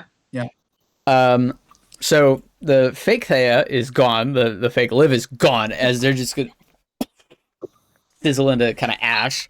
And it's gonna get blown off. Uther is very damaged, barely succeeds on the Constitution saving throw. Is that half radiant? Yeah, so he takes 5d6 half. Okay, so jeez. So it was a 17. So how much do you do? That's an odd number. 8. Round down. All right. Lots of damage. Okay, and then 30 damage to the Lord of Eyes, right? Yeah, 30 thunder, and then did he save? I'm about to roll it. He does save. So 8 Then as he well. takes 8 radiant. Yeah. Okay, fantastic. Nicely done. Okay. But that first round, he was like, I don't fucking run anymore. You hear, as he's kind of backing up, you hear the Lord of Eyes kind of comment. He says, cut, burn, break, and sear all you wish. My scars will heal, and yours will be forgotten when they do. You see the kind of the flesh try to knit itself together as it has been. Little tiny motes of light seem to be preventing it from doing so. You hear a snarl. You wield the color like a child. Radiant damage stops him from healing. Okay. So, Boom. with that, we're going to... does that conclude your turn? That sounds like a lot for one action. Yeah, I'm not a bonus action kind of guy. Okay, perfect. He's gonna... Have a bonus healing potion. Oh, can I do that? Am I Yeah. out? Can I take a potion as a bonus action? Yeah. You I can. will Yeah, take you can take a potion as bonus. Okay, cool. So go ahead and roll that. Thank At you. the end of your turn, the Lord of Ice is going to take a legendary action. Okay. I need. Ooh, I like it. I need you, Uther, actually, to make a. I need you to make a Constitution saving throw, please. God. Okay. Should I do the healing potion before this? Yeah, that's fine. Because it's part of your turn. So we'll say that you down your healing potion and then you make your con save. So that was 26 points of healing. Nice. Yeah, decent roll. I took the superior one. Thank you for marking it. Okay. Oh, actually, no. Sorry, it's 30 because it's plus 4. Okay. And you need me to make a con save? Yeah, I need you to make a con save, please.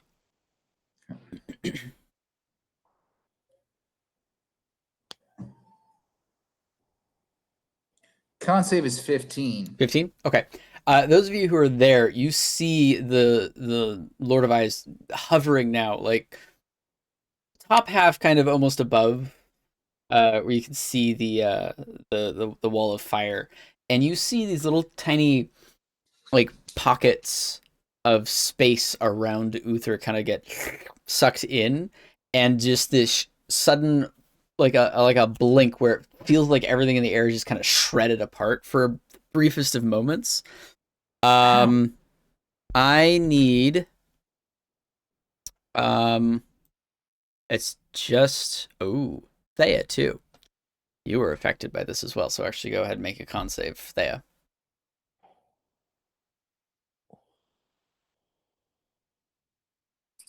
9. 9? Okay.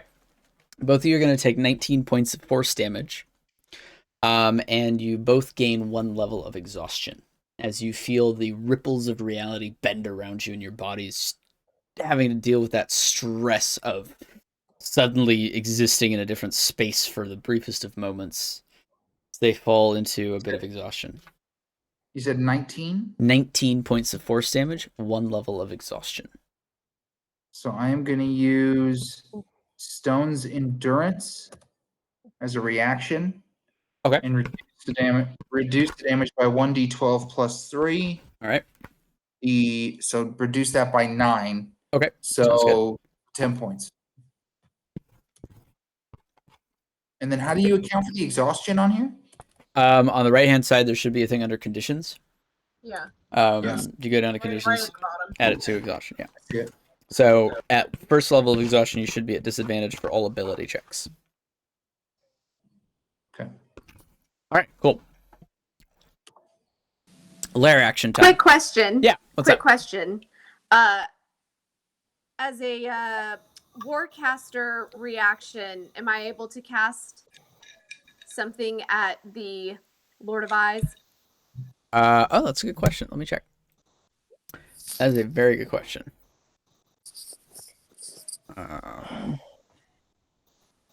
Let's see. You can use your reaction to make it.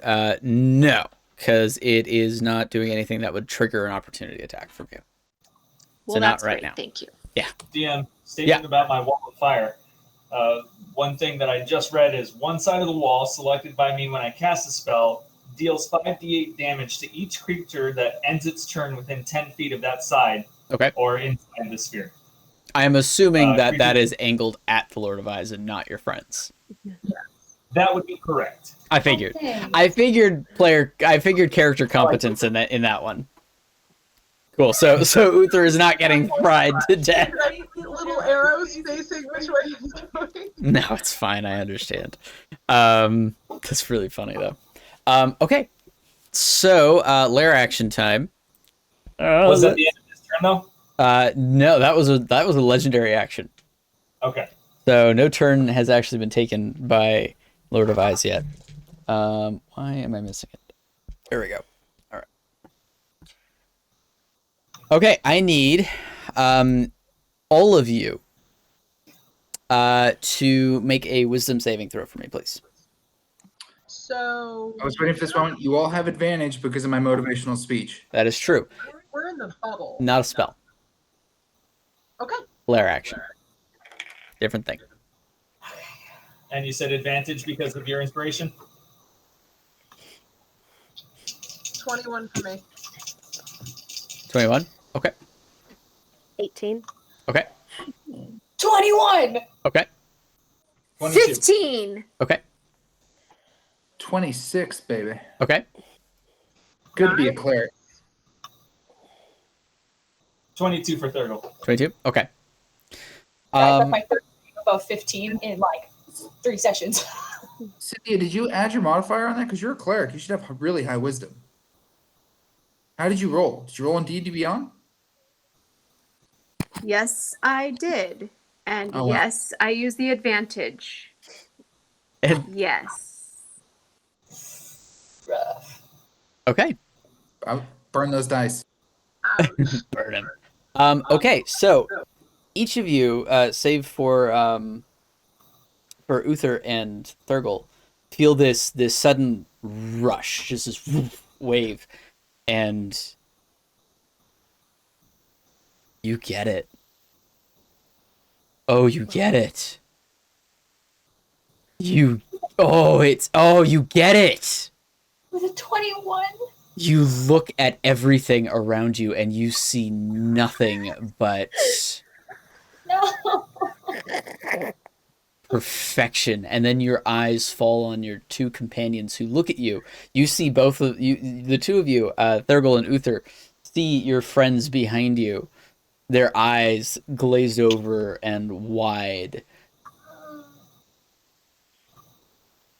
Everyone else, you look at them and you see nothing but clay to be molded. Technically, they Yeah. see Freckles' eyes because mine aren't working right Fair now. enough. Fair enough. Freckles gets it too. Oh. So So the bubble did nothing? it's not a spell.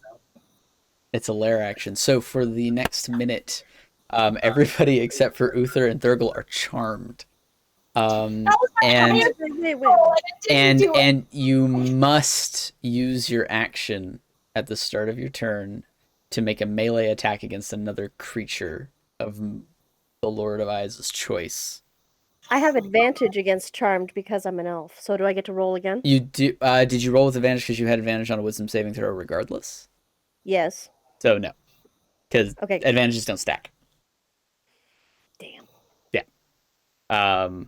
So you do get to repeat the saving throw at the end of your turn. And if there are no creatures that are within melee range immediately, you can act as normal on your turn. So side note. Yeah. Just so people are aware, Liv has to roll a natural 20 to succeed on this.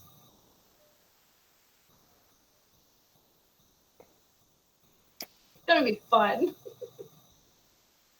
I'm rolling 2 saving throws right now. Okay, so that is the lair action. It is. Oh, you guys are going to be happy about this one. Yeah, they're not around right now. Perfect. Selima, you're up. So there's nobody within melee of you, so you get your turn as normal. Okay. So I get my turn as normal, as in I have to attack. You cannot attack the Lord of Eyes, Fantastic. but you don't have to attack your companions. Sorry, Valerica and Thurgo, I love you. Okay. Oh my god. I don't have. Okay. So, I guess I'm gonna go for Twisted Uther. Okay. Fantastic again. And he's probably got high strength, so there's no point in that. All right, I'm just gonna roll regular attack. Okay. So many saving throws. That is 17 to hit. 17 will hit. Yes. Okay, fantastic. And then that's a d8 plus 7. That's 13 points of damage. Oh, okay. All right. Your arrow just clears through the space and just, and the twisted version of Uther just collapses and gets absorbed into the ground. Yes. So the Uther is dead, and the wind that was blowing consistently fades. So that Uther is gone. Excellent. Fantastic. Okay. Just because the wall of fire thing, Thurgle, did you roll the 5d8 fire damage? Yeah. You did. Did quite a right? bit of damage too. Okay, good. I just wanted to make I was waiting for the end of turn of Lord of Eyes. Hasn't taken a turn yet. Hasn't taken his turn. Got it. But I just wanted to make sure when you first cast it, we rolled that damage. Cool. And then for my next, I'm gonna actually take one of my potions of healing. Okay. So I roll 2d4 plus 2. You still have a second attack. Yeah, I know, but I don't know if I see anything in real range. Let me see.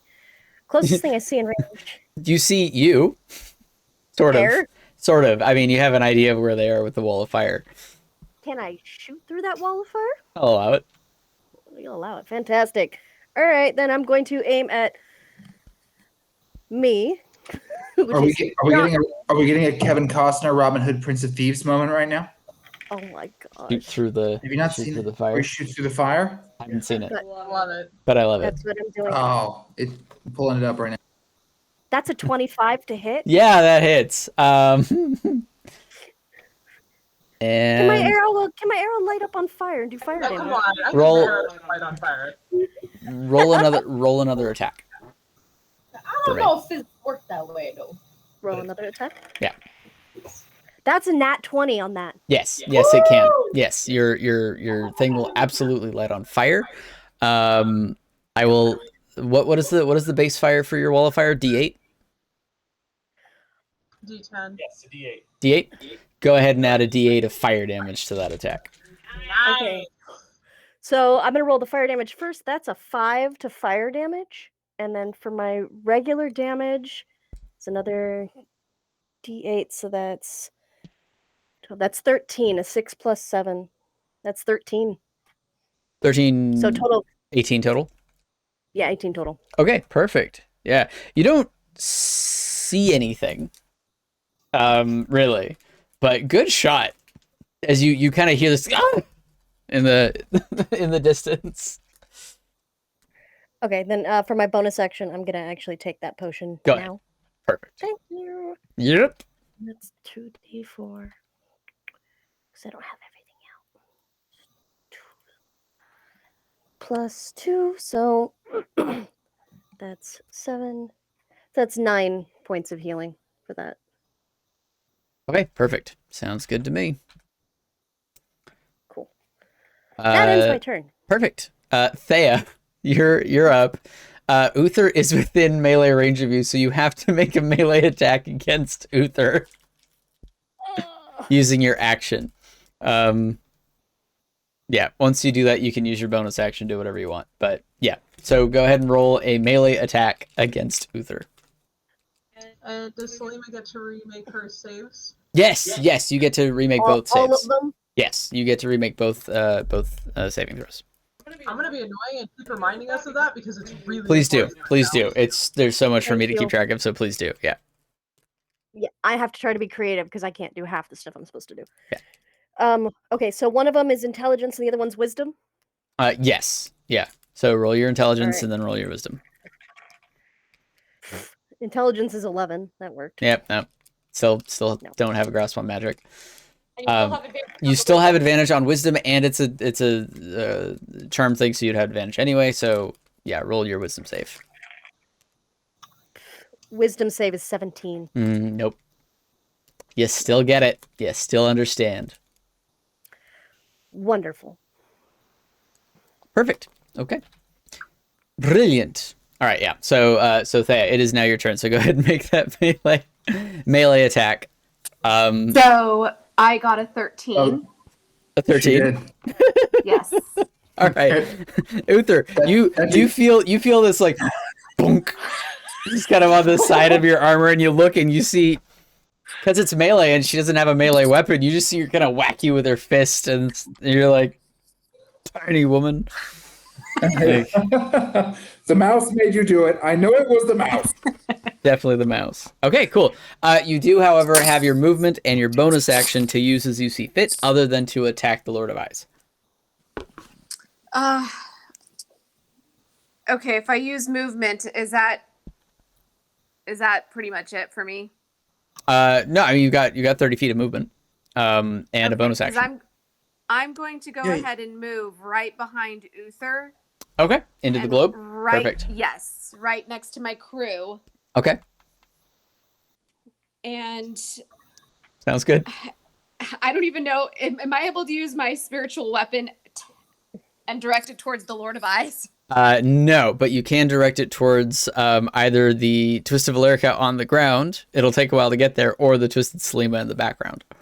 I'm going to go ahead and go towards Twisted Selima. All right, so 5, 10, 15, 20. All right, so you're still about 10, 15 feet away, but it's getting over there. It's kind of ominously hovering over. Sure. Okay, cool. So that's your bonus action and your movement. Wunderbar.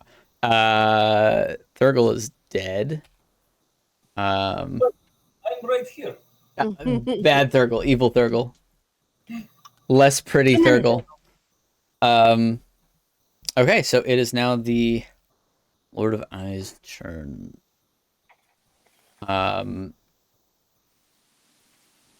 Yeah, it's gonna disappear from your sight for a moment, Uther, as it pops up behind you, teleporting. As it teleports. Again, now you can far more clearly see it, and the damage all over it is prevented from healing, it seems, by these little tiny motes of radiant light. It is going to take 2 attacks against you, because you're the only one it can hit. I think those will both hit. That is a 25 and a 23. Do those hit? Claw. Yes, definitively yes. Perfect. 34 points of slashing damage. Oh, jeez. Sweet potato.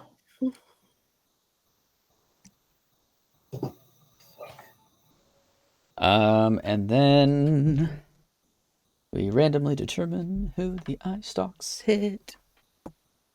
Do you want to reconcile his damage that he takes for hitting me? Yeah, go ahead. Tell me. So you got to make a Dex saving throw Got it. on a DC 15. He's actually going to use one of his legendary resistances to succeed. Oh. So 1d8 thunder damage. 1d8 thunder. Okay, Yeah. Go ahead and roll it. Thurgle,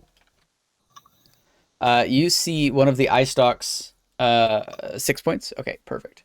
You see one of the eye stalks kind of train on you and emit this as it just kind of bounces off the globe of invulnerability.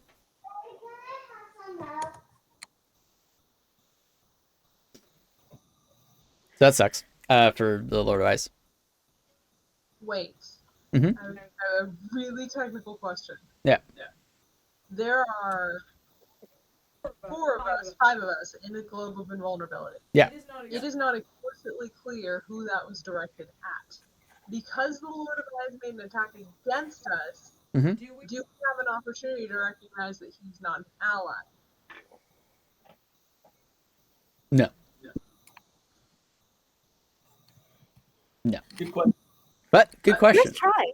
Good question. Yep, and I just did something super stupid that was to your benefit. So, no take backsies. It is Twisted Liv's turn. She's dead. Valerica, it's your turn. And then Liv, think about what you're gonna do. Wait, like it's real Valerica's turn? Real Valerica, and yeah, it's real Valerica and then real Liv.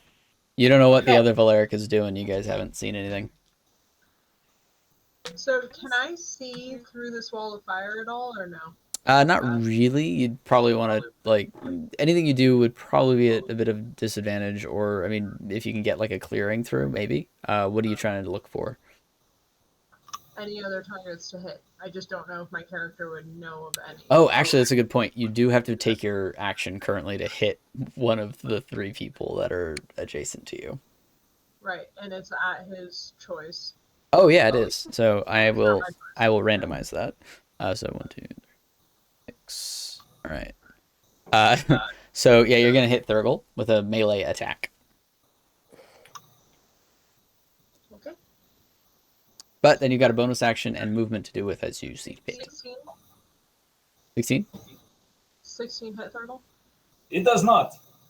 Bonk. Nothing.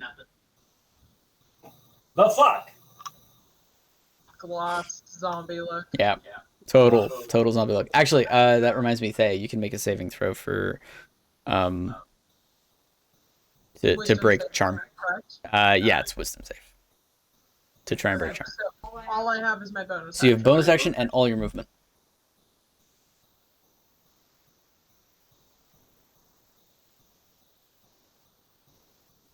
Am I doing it now? Yeah, do it. You're supposed to do it at the end of your turn. I forgot to remind you.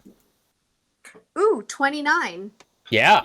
You break free. You suddenly realize, oh no. That was kind of horrifying. That was horrifying. Yeah. And just in time for you to see Valerica try and sock Thurgle. Beautiful. So, what are you doing with your bonus action?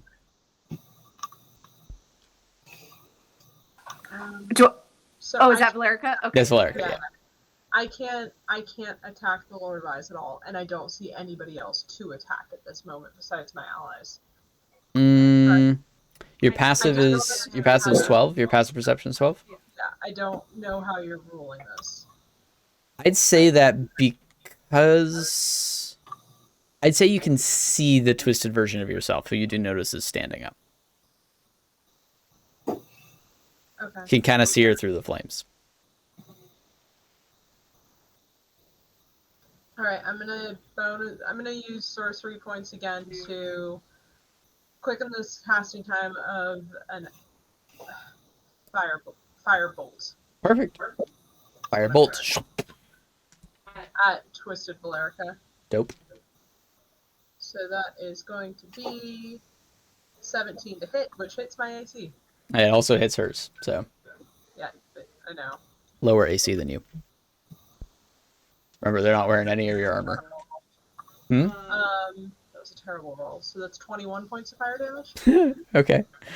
Your firebolt just and you see this little swirl of fire as your firebolt punches through the wall.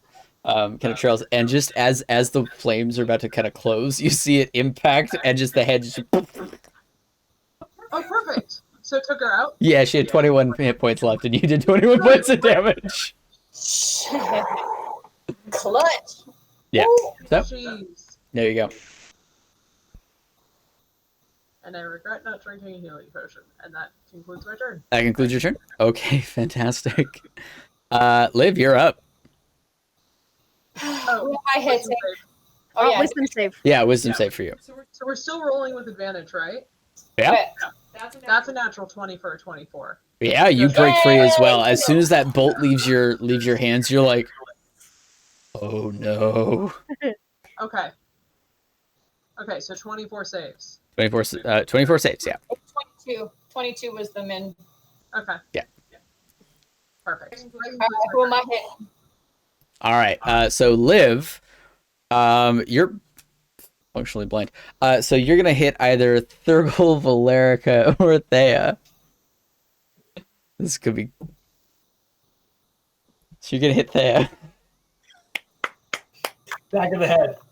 I do apologize. I'm though, sorry, because I'm randomizing it, and it just. Oh no. I do have melee weapons, so it's not going to be an unarmed attack. So I apologize. I'm very sorry. Yeah, so you make but one melee attack. I'm trying to stab you with a dagger. Right now. Head punch wasn't enough. I have to finish the job. Apparently. So that is going to be a 22. Oh shit. Why am I rolling well now? What's it? Okay. All right. But I'm assuming a 22 hits. Yeah, it does, right? AC's 20? Okay. Yeah.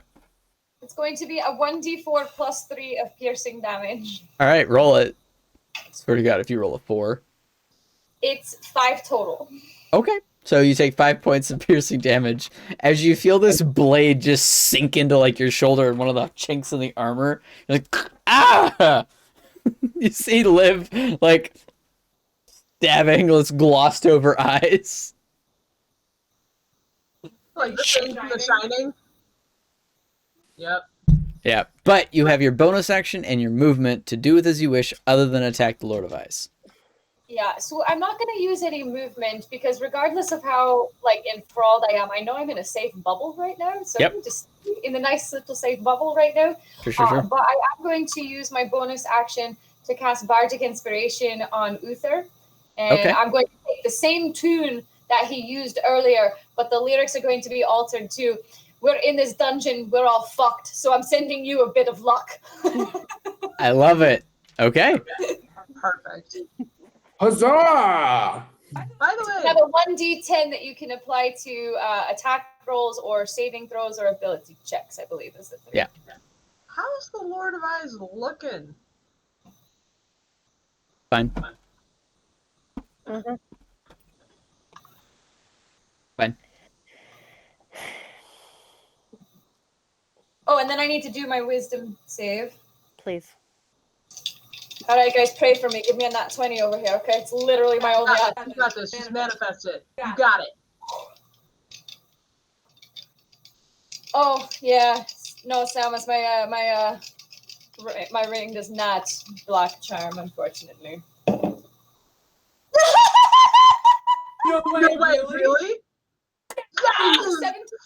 Oh, we got that so badly. The gods are with us. Okay. All right. So as the fog clears, your vision, any trace of allegiance to the Lord of Eyes fades. You see a dagger implanted, your dagger with your hand implanted into the back of Thea's back. Just as you realize what you've done. I'm so fucking sorry. I didn't mean to do that. I don't know what came over me. Please don't hate me forever.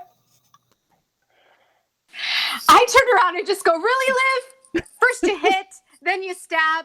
I'd like to ask what's next, but I really don't want to die. You just go through. Good call. Oh man. Okay. All right. Great luck with that. Let's see. Okay. Fantastic. Literally, my heart was like. Oh man. All right. So Light him up so hard whenever it comes back to our tournament initiative. Okay, so what's our stack right now that we're looking at? so right now you guys are almost at the end of the initiative round. This is the last initiative for the round. Okay, so who's up? It is Twisted Selima's turn. Twisted Selima. And I'm checking right now what her options are. You have some. She can lie down and die. Yeah, but she can also do other things. Yeah, I That's what can. she would do. I genuinely think that's what she would do in this situation. Just lie down and die. It's a tempting thing right now with my next attack. I'm so glad we took out Twisted Valerica, though. We don't need that up. We do not need that up. No. We don't need Twisted Turtle heating all of our fucking armor while we're standing there. So Selima, you see your mirror image emerge from around a corner.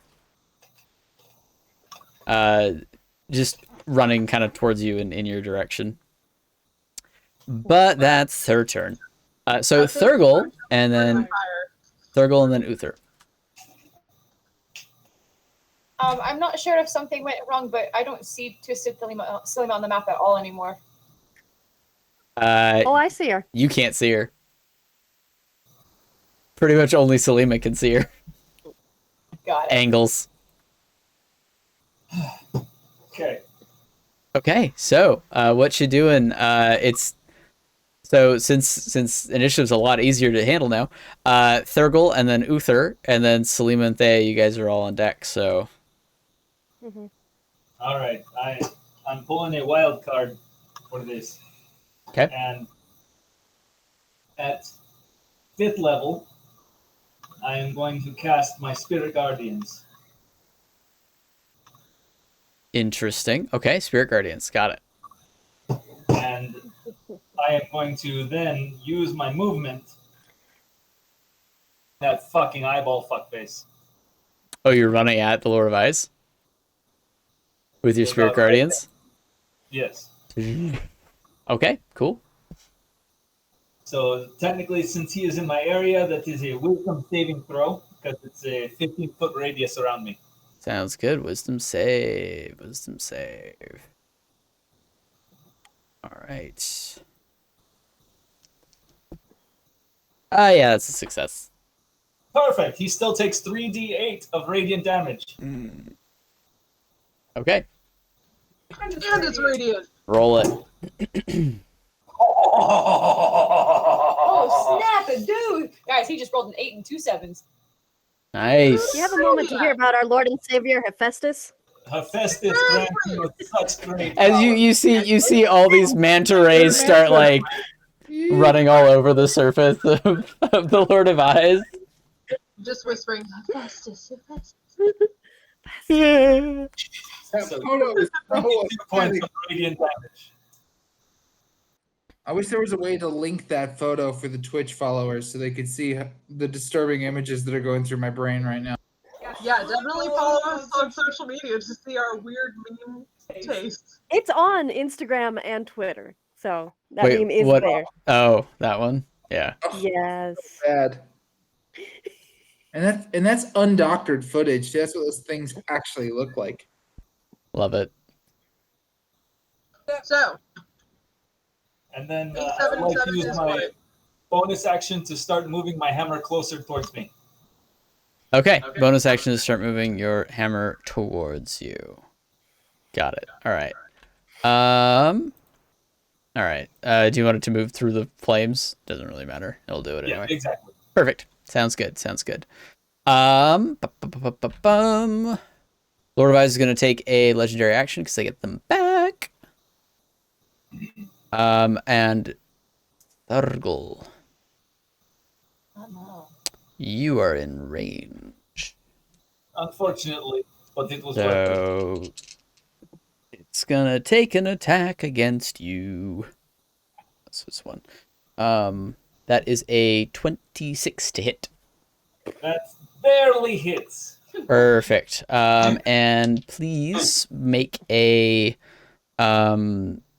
I'm sorry, you're gonna take 17 points of slashing damage. And I need you to please make an athletics check for me.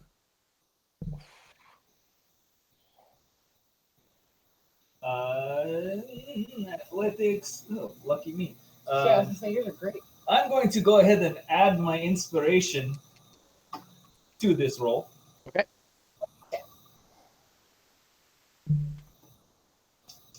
Just for safety's sake. Nice. Holy crap. All right, 16. 28. 28? Yeah, jeez. Okay. As part of this this slash, you feel this slight tug on your clothing, and the cloth just kind of tears as the grapple fails. And Sentinel. Go for it. All right, so we are smacking the big man with a two-handed blow. Okay. Sorry, I'm yelling at children. Hold You're on. good. It's gonna be really good. I'm gonna mute it.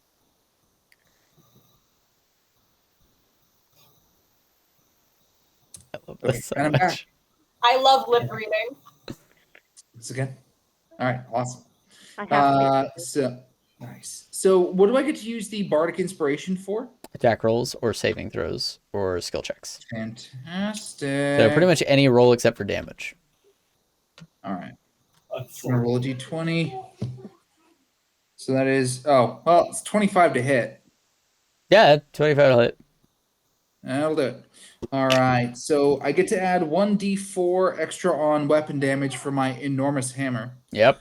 So we're gonna do 1d10 plus 1d4. Yep. And hold on, I think that magical arm. No, does the armor? No, it doesn't get to do anything. So then we'll do that. All right, so that's 9 points of melee damage. But wait, hold on, there's more. So Divine Strike. Once on each of your turns, when you hit a creature with a weapon attack, you can cause the attack to deal an extra 1d8 thunder damage. So 9 bludgeoning plus 1d8 thunder. 7. Well, nice. 7. Okay, sounds good. Sounds good. As you cleave down hard on the Lord of Eyes, it turns its attention entirely to Thurgle, looking at the kind of glowing fragments of radiant energy that hit it. You can see it kind of leans in, all the eye stalks kind of focus in on you for a moment. You will suffer for stealing our brethren's power. And that is now Uther's turn. So I'm engaged with him, so I can't cast spells without him getting a shot at me, right? I mean, if it's a ranged spell, it'll be a disadvantage. If it's a melee spell, you'll be fine. Oof, okay. And you don't know if it has Sentinel or not. Thanks for that. Okay. So I'm gonna do. All right. So if I have a spell that's a touch spell, that's not a ranged spell. No, that's a touch. So that's melee. It's like 5 feet. So I am going to take the hammer, smack it in the ground, and Okay. cast Hallow. Interesting. Okay. How Hallow. long is the casting time on Hallow? Instantaneous. Oh God, never mind. 24 hours. Jesus. Yeah. Nope. Thanks for that. No, that's disappointing. Yeah, I was like, that's one of like the long spells. Okay. Nice. Now Wow. I'm 4 hours. grumpy. Yeah, he yeah, said that yesterday. Gently, like, picking things out of his pouch and starts setting up a I temple. was gonna say, yeah. The ingredients, it's like simple ingredients, but it's a lot of simple ingredients. But yeah, the spell cast is 24 hours. God, I gotta remember to look at that. Okay. So then I'm just gonna smack him. Now I'm sad. I was really hoping you were going to start spending the next 24 hours trying to cast the spell. That would have been so good. Dad. Sad Cunningham. Okay, then we will do instead. I'm just gonna smack him. Yeah, we're Go just for gonna it. All right. So two-handed strike with your hammer. Two-handed strike with the hammer. That's a 22 to hit. Yep, that'll hit. So 1d6 plus 1d10 plus 6. Okay. So that is 13 damage. Okay. And then plus the d4 for the Right. giant hammer. You're welcome. Yep, plus 3. Plus 3. Yeah. Cool. All right. Very, very nice. Okay. Does that conclude your turn? Yes, it does. All right, sounds good. Lair action time. Okay. Valerica, you see beneath your feet, It always gotta be me, man. because you're currently their biggest shield. You see beneath your feet, this little seam of flesh opens, and you see this little eye just pop out and glow. What color? I don't know yet.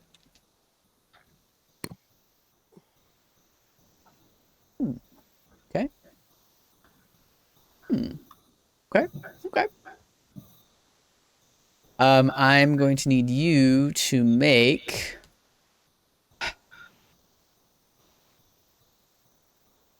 Yes. Yeah, I'm gonna need you to make a wisdom saving throw for me, please. Okay. I still get to roll those at advantage, right? Yeah.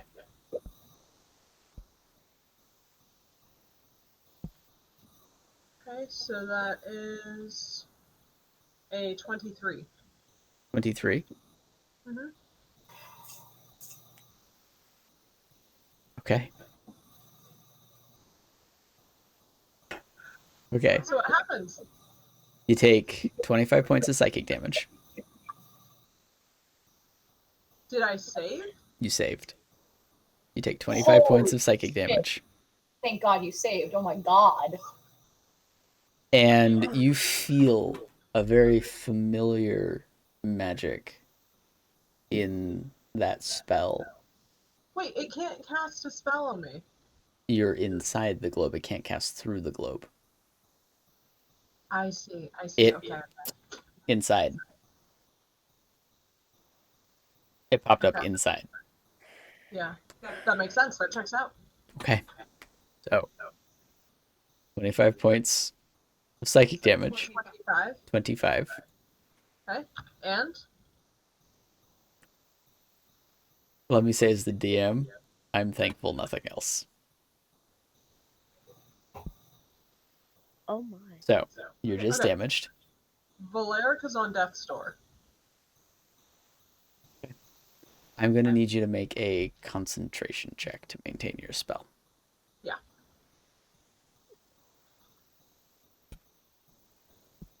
Ten. 10? It's out. It's Huh. out.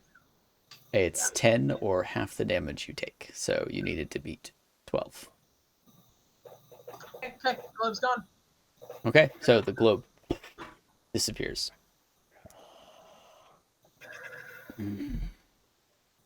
Okay. And you hear this kind of rumbling, layered kind of chuckle as several of the eyes kind of close and they squint slightly. And you can hear the kind of the roiling sound from within the Lord of Eyes. Bent or broken, it's all the same when flesh is clay.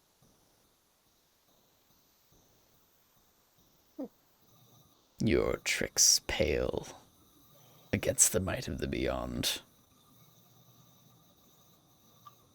Selima, you're up.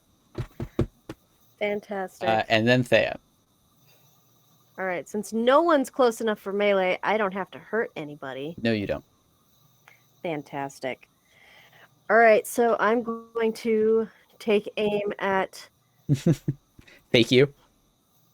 not me Got it. and go for. I'm going to load a walloping arrow in that. Okay, sounds good. Walloping arrow it is. All right, and that's a 19 to hit. That'll hit. Fantastic. DC's on these guys is not very high. Still, it's worth mentioning. No, totally. All right, so Any amount of peace I can give you guys right now. 1d8 plus 7. So that's 10 for that, and they have it, because it's not me, has to make a DC throw, a saving throw. What does it need to beat? 10. Fails. So, And it was 10 points of damage? yes. Okay, sounds good. Did it pass through the wall of fire? Just laid out. No, it went around the wall of fire. All right. Yeah, What? you just see Selima shoot off into like a random direction, and then as something hits the ground, kind of heavily, just like you still have your other attack if you'd like. Yeah, I'm gonna just do a regular attack. Okay, because it is prone, it will be at disadvantage to hit, but you do so if you wish. All right, to hit. Well, that's a 29, so it hits. With disadvantage? Good lord. Well, I get to roll again, huh? Because it has disadvantage? Yeah, it's disadvantage, so you take the lower of the two. I was like, dang. Darn, 28. I know, right? Okay, so what'd you get? Okay. So they have disadvantage, so I get to roll twice, and whatever's the better I get. No, correct? you're at disadvantage because you are making a ranged attack against a prone creature. Oh, okay. The other attack is an 18. Yeah, it still hits. So As all right. as it's falling, you just plug it with another arrow. Basically. Yeah, go ahead and roll for your damage. Ooh, that's an 8. So that's 15. 15, very nice. Okay. Yeah, it's looking pretty rough. As it lands, you can see a couple of really like deep punctures with those arrows. You can see the other arrow that you had previously shot it with, the singed kind of area around where it landed. Yes. All right. Okay, you've got a bonus action and movement. What are you doing? Okay, I'm not going to move. I'm basically going to stay for the most part Okay. where I am. Even though there's nothing pretty there. For my bonus action, though, I am going to do the other little potion of healing, which is 2d4 plus 2. 2d4 plus 2? Got it. Go Yeah. for it. Alright. And so that's going to be... That's 8 points of healing. Perfect. Sounds good. 8 points of healing to you. Yay. Awesome. Okay, so Thea, you're up. No. Oh, what? I have to make all of my saving throws. Oh, that's right. You do. Oh, So we'll go with intelligence first, because that's never going to happen. Yeah, that's not happening ever. So that was a 10. Okay. Yep. Still having trouble with those spells. Consistent. Yeah, consistent. At least I have other options. True. Yeah, that's not happening, and I have an advantage on wisdom. Yep. And that's not going to help anyway, because that's a 16. Nope, unfortunately not. Okay, cool. So since that's the case, another legendary action. Let's do that. Let's do another legendary. This time against Uther. That is a 26 to hit. Yeah. 17 points of slashing damage as another claw comes down on you. I will enjoy remaking you.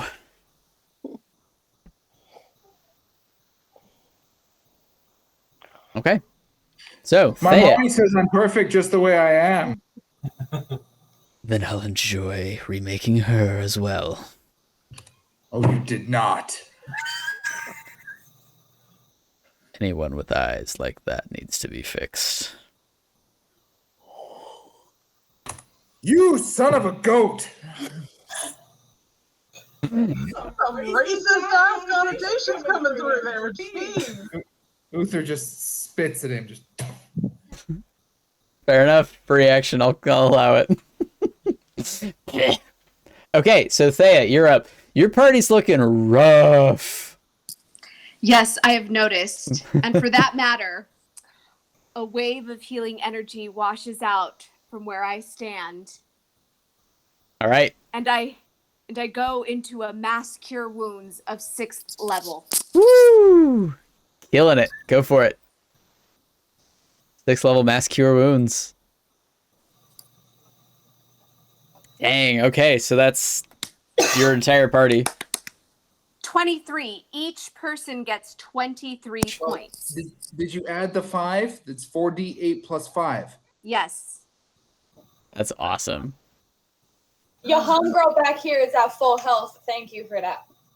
Nice. Yes. I'm back up to half health. For that matter, am I able to use a bonus action of mass healing word? Or actually, I take that back. Just healing word. No, because you cast a spell of 6th level, you're limited to essentially bonus actions at this point, So I think or there's- cantrips rather. There's something in her character sheet that lets her do a small list of healing spells as bonus actions. Like if you go to her character sheet, she's got It's the spell. Yeah, it's the spell casting limitation of what leveled spells you can cast as actions and bonus actions. So because she cast a leveled spell, she's limited now to cantrips or spells up to 2nd level. Actually, because I do allow that. I do allow spells up to 2nd. Word is 2nd level, isn't it? As a bonus action. Can you check something? Yeah, healing word is a bonus action. So yeah, I would actually allow you to cast up to 2nd level healing word.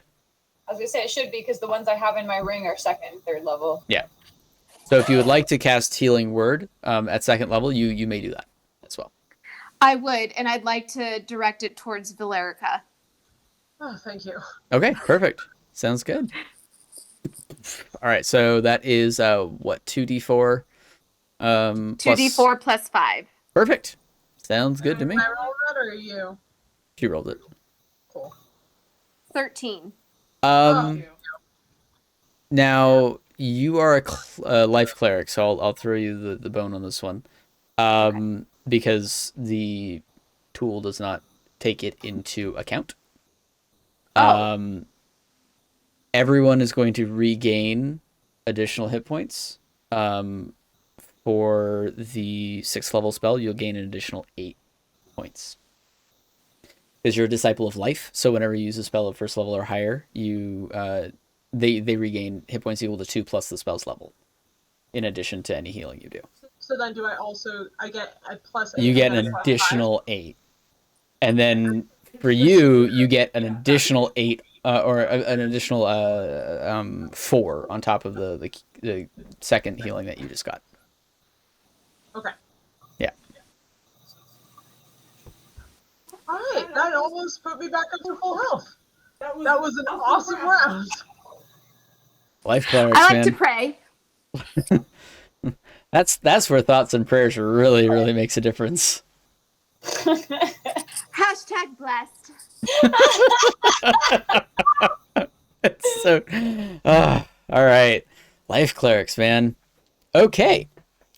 So. For healers. Yeah, right. Let's not do a legendary action. That's fine.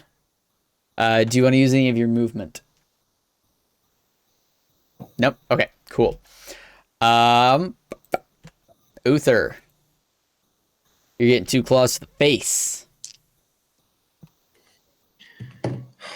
He insults my mom, and then he claws my beautiful face. First one's a 17 to hit. The audacity. Does That's not a hit. miss. Okay. Claws rake across your armor, just kind of pinging off as it leaves a gouge, but no damage. Second one is a natural 20. Oh. So that is going to be 34 points. Yeah, 34 points of slashing damage. Woo! 34 has been like the magic number. That has popped up from your attack so many times tonight. I'm using average damage. So I'm gonna Wrath of the Storm him again. So Dex saving throw on a 15, sir. Okay. Dex save. Okay, that's a failure, so it's gonna burn another legendary resistance.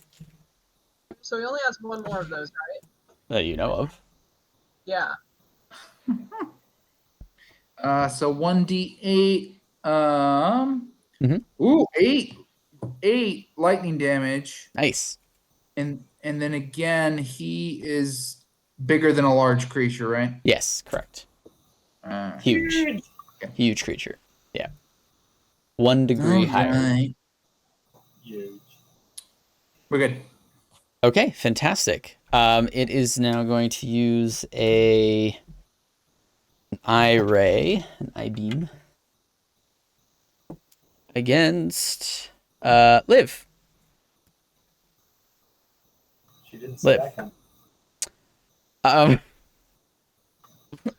But the stout did. It's really funny. Make a con save for me, please. Is the eye still beneath me? No, it went back into the ground. 10? Okay. You're going to take another 19 points of radiant damage, and you're blinded again.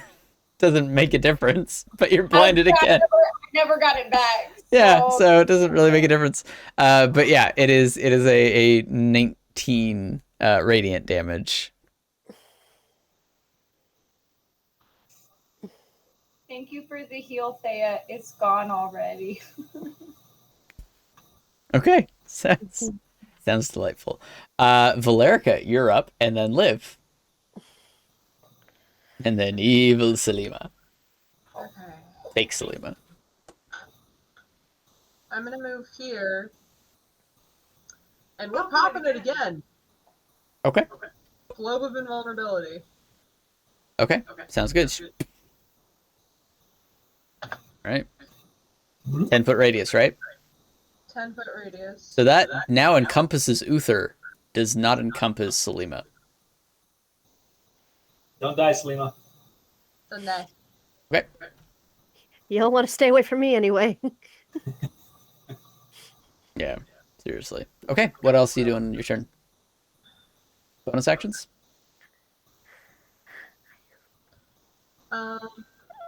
Yeah, actually. I am going to cast. If it's not concentration, it is. Never mind. Wait, so I can attack the Lord of Ice, right? Like, I don't have anything stopping Did me. you break free of the charm? Yeah, Yeah, then you're fine. it's honestly worth it. So, yeah, I'm going to burn 2 more sorcery points so I can actually cast another bonus action. I only have 3 left. And I am going to cast... I'm still limited to 2nd level, correct? Because I dropped to 6th level from the staff. Yeah, cantrip first or 2nd level. Yeah. I'm going to cast Firebolt. Okay, Firebolt works. And Drew on the Lord of Eyes. Do it. That's going to be a 19. Barely hits. Okay. Go for it. What you doing? 27 points of fire damage. Yeah, boy.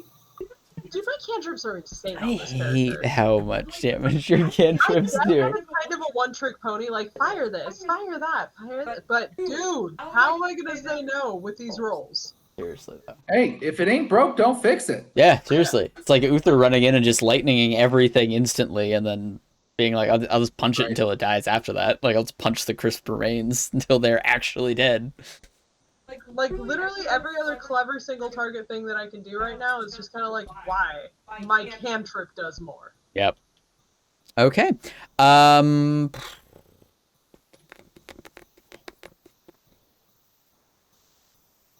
Okay. Gonna take a legendary. Is that the end of your turn? Okay. Legendary action. I need you, Valerica, to please make a wisdom saving throw. Advantage! Woo! Advantage.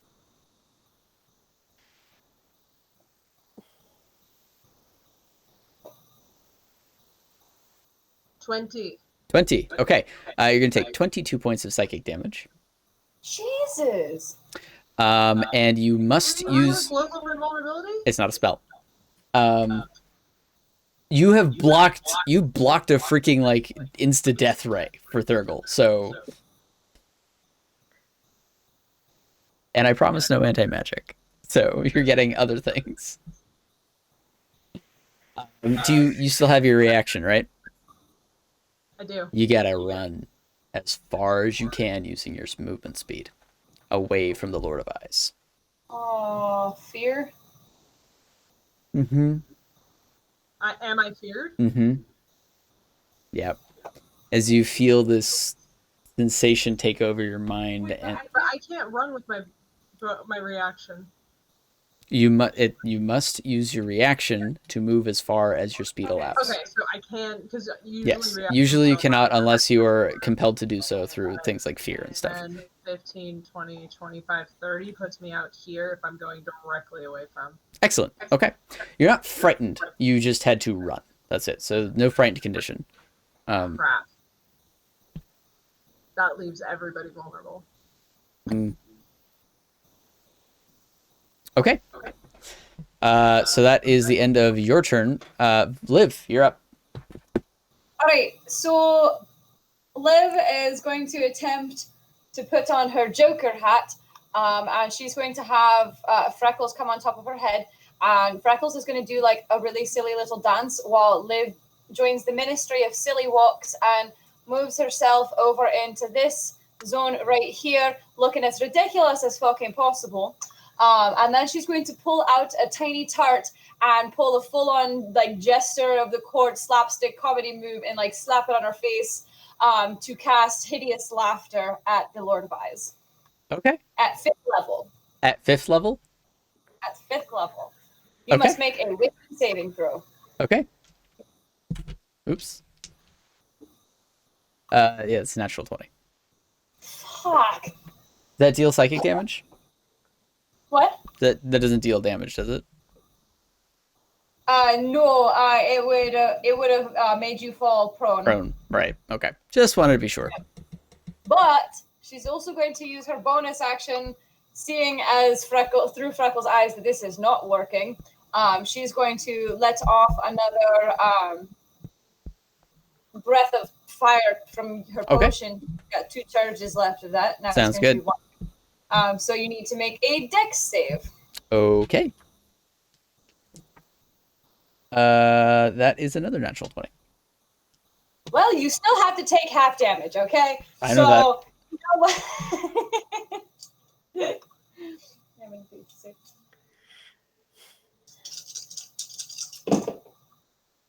All right, so that is going to be 8 points of fire damage. 8 points of fire? It was a total of 16, so half is 8. Okay, sounds good. Sounds good. Is starting to look a little more damaged than before. Still a beefy creature, very large, huge creature, so a lot of meat left, but taking a substantial amount of damage. And Liv is going to use some more of her movement because she only took 10 feet, and she's just going to come back. Okay, I'm going to take a reaction against you. I wasn't in melee. You were. Oh shit, I was. Never mind. I'm not moving. Okay. In my head, I thought I was just extra square away. Oh, yeah, no. Okay, so you're staying where you are? Yep. Okie dokes. No, that's really too bad. Okay. So it is now not Selima's turn. So half movement to stand, and she's going to make 2 attacks against you, Selima. They're boom bow. I need to check your thing. So first one is going to be a 22 to hit.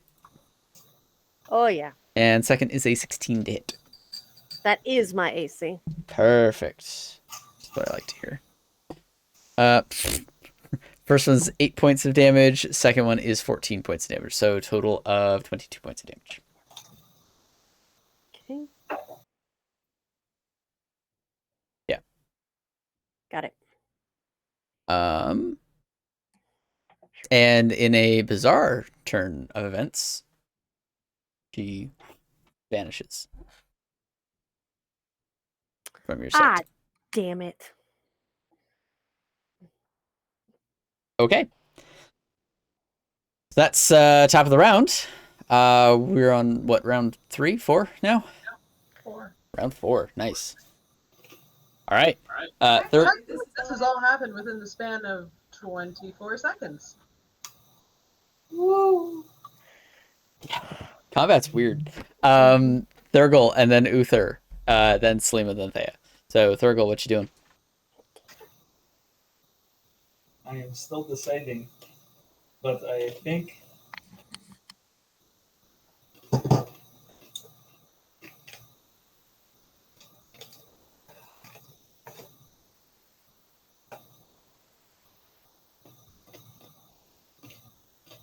I'm going to attempt to cast blindness and deafness at level 2 Okay. on the Lord of Eyes. Okay. In particular, I would like to cast blindness. Okay.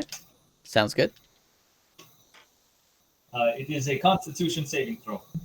Okay.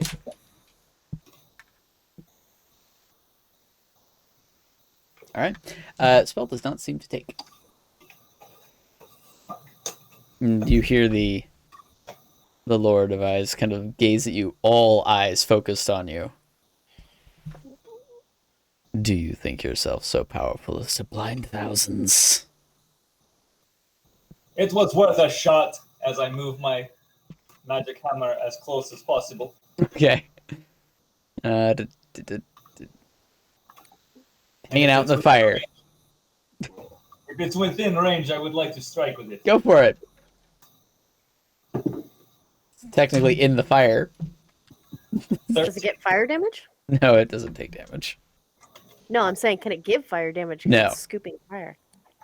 It is ethereal object. Wow. It's appreciated. So that was 13. 13 does not hit, unfortunately, as it goes wide. Okay. I would like to use my movement Okay. to walk around it. Okay. Sounds good. Staying within range. Cool. Yeah. Sounds good. Sounds good. Okay. Uther, you're up. Selima and Thea, you guys are on deck, so think about what you're gonna do. All right. So we are going to just we're going to do Destructive Wave again. Level 5 with Channel Divinity. Jeez. How many of those channel divinities do you have? It's just 2. 2? Excellent. Yep, so I'm done. So he is going to take 5d6 thunder. Okay.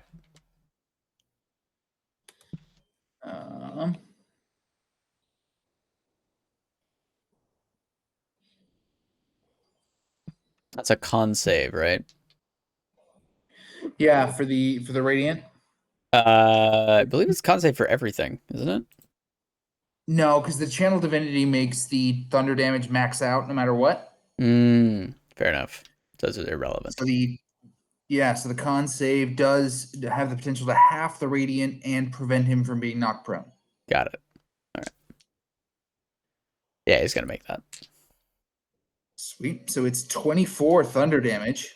Oof. Okay. Oh, no, sorry, 30. No, sorry, it's 30 maxed because out. you're max. And then, he did save. So 5d6 radiant. Halved. Half. Right. Okay. Half of 21. So 10. Yeah. And he is not prone. So that's 40 points of damage. 40 points. Okay. Sounds good.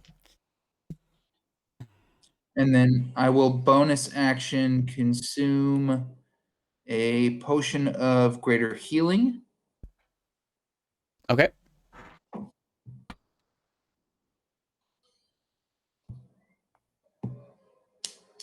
And that is 14 points of healing. Okay. 14 points of healing. Sounds good. Alrighty. And thus ends my turn. All right. Going to use the last legendary action to claw. Oh, and where's Twisted Selima? You don't know. Okay. Is she within 30 feet of Uther? No. Not that you know of. That is a 26 to hit you. They take their last legendary action to attack with the claws. Another 17 points of slashing damage.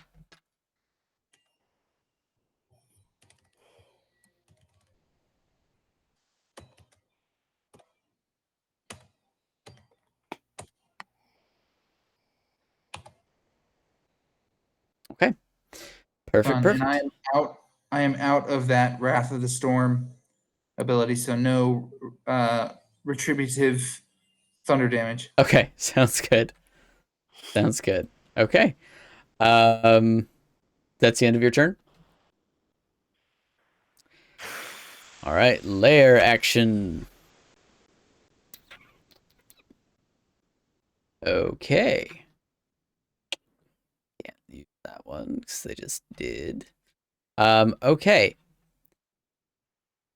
I need everybody to make a wisdom saving throw, please. Advantage. From over here? What's that?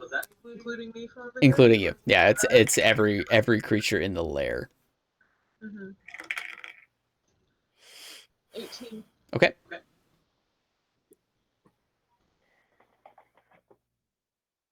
$20. Okay. 27 for Thea. Okay. Yeah, 27 here too. Oh, nice. Okay. That is a 20 for Thurgle, and we are waiting for Liv to make her rolls. Okie dokes. Thea and Uther, you guys are fine. The rest of you, you feel your perception kind of shifts slightly.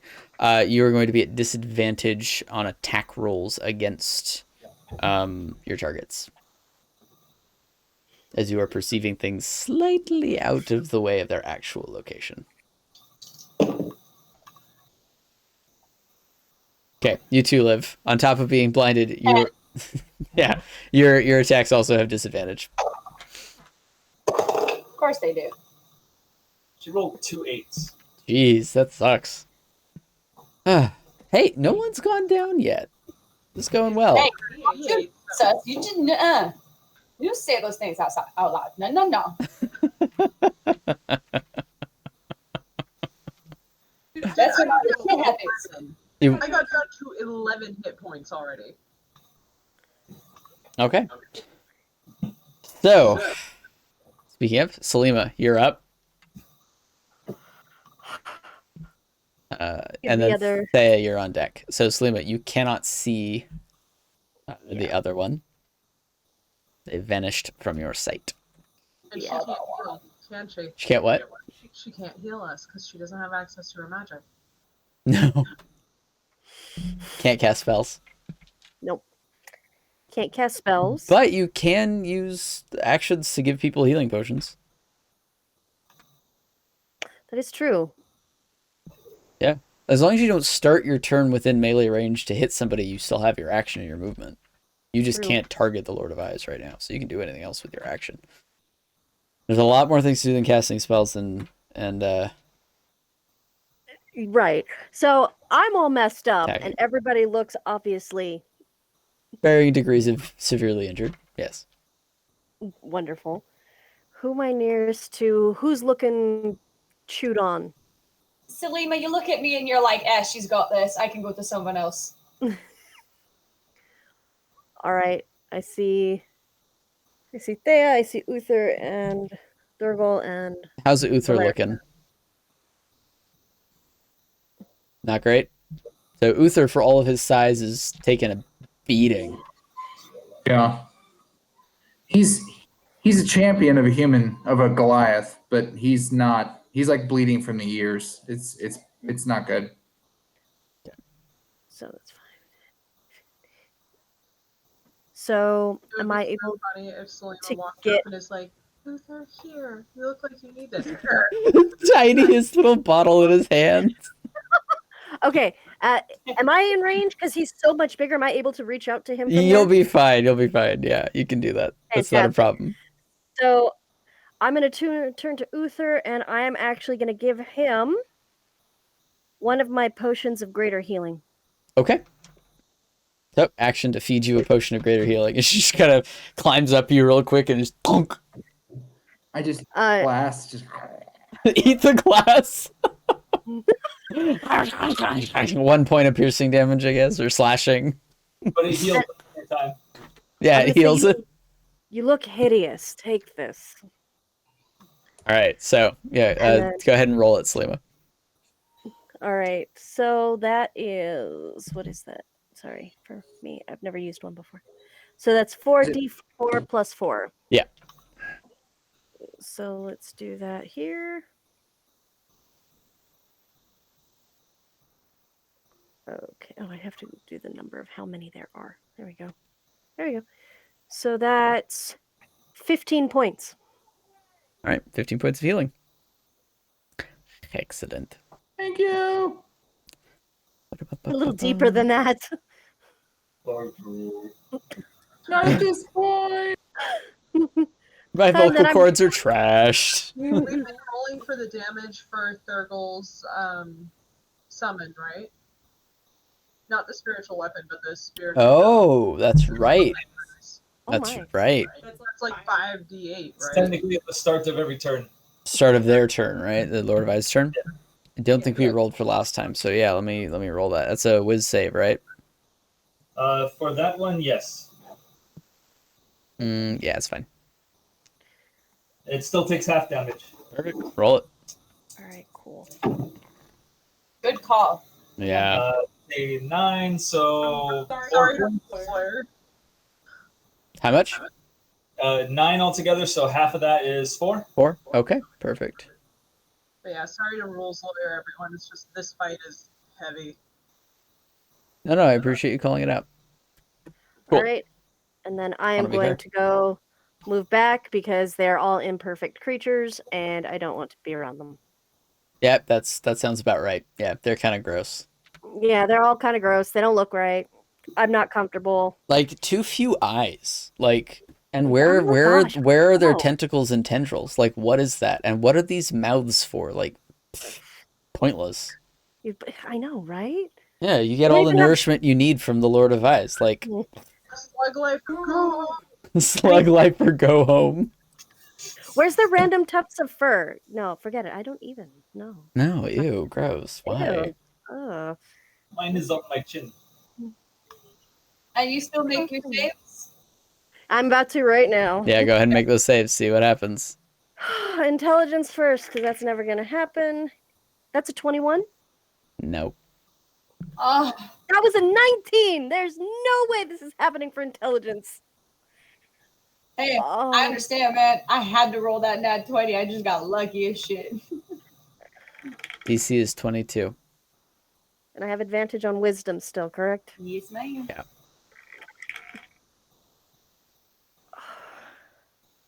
That's a 16.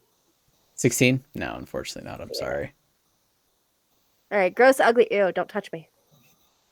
Okay, sounds I good. don't know. I'm done. Thanks. I just saw the message in the chat, so I'm actually sending the image. Thank you. I apologize for that. Like an hour later. He's pretty horrifying, so I don't know how much Ava's gonna want to see it at this hour. Or ever. You know, everything was okay. I started at the top of the photo and went down, and the eyeball mouth nipples, it was out. Yeah, thought so. Yep. Oh, man. This is If my nightmares could have a nightmare, this is what it would be. this is some foul. Foulness. That's Foulness. great. Isn't that fantastic? It's a good That's picture. fantastic. Yeah. Horrifying for everyone else, but that's great apparently to Selima. Yeah, that's who you love now, Selima. Yeah. You know, there's Picture of beauty and perfection right there. I say there's something special about those pointy ears that you're so familiar with, you know? It's the extra tufts. That's what does it. It's the fuzzy.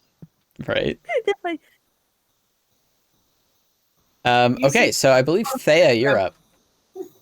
Yeah, Thea, you're up. And then Valerica and Liv, you guys are on deck, so think about what you're going to do. Yes, sir. After seeing what's going on with Uther and everyone else, a wave of healing energy comes over me once again, but this time as a 5th level mass cure wounds. Okay. What's the range? 60 feet. Am I in that? Yeah. Yeah, you are. Whew. You're there. Whew.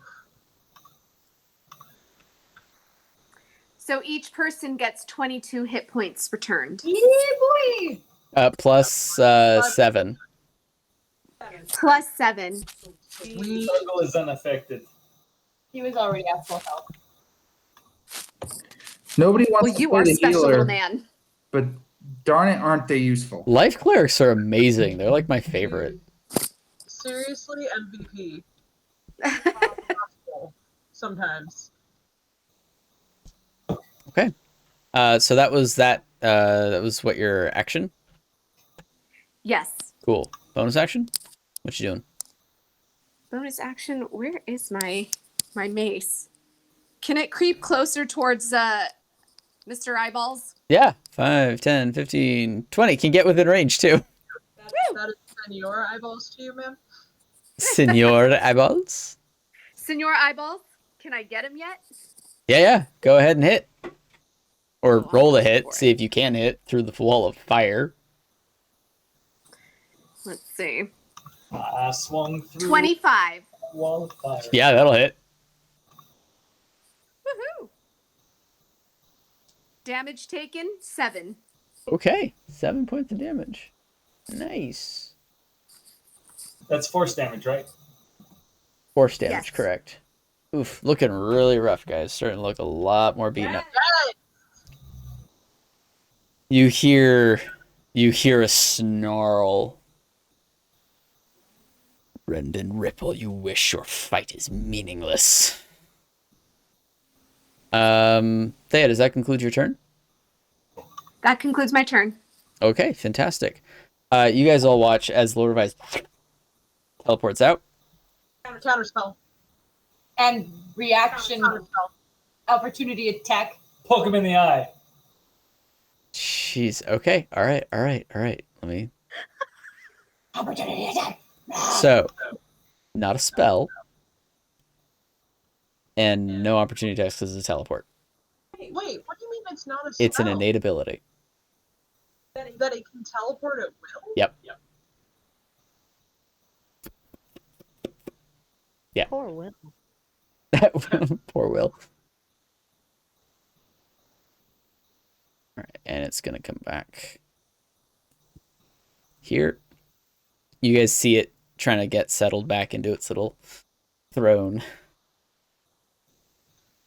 I'm gonna yell out, "Stop it from getting on the throne!" As it starts moving, it's gonna do that. It is going to eye ray. It can't claw anything. And it did technically start its turn within that area, so go ahead and roll that damage. Thank you. Because even though it's teleporting out, it did start the turn there. And the damage for the raise. It would be also the... Yeah, that damage, yeah. Oh no, firewall. No, it teleported. How much damage? It has to do with the saving throw. The natural 19. Okay, so it's half damage, which is 7 points, so 3 points of damage. Yeah, and the firewall damage doesn't happen because of which side of the wall it was on. Yeah, and it teleported through it, so it never actually ended up within 10 feet of that damaging side. Yep. Okay, going to use an eye ray. And that is going to be against Thea.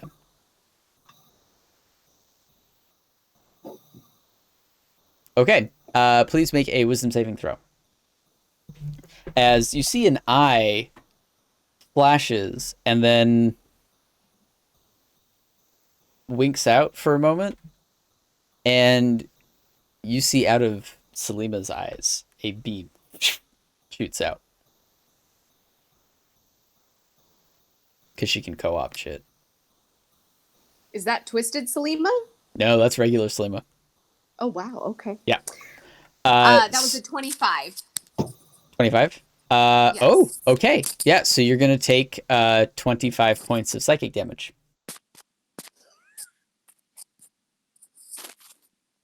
That's half damage.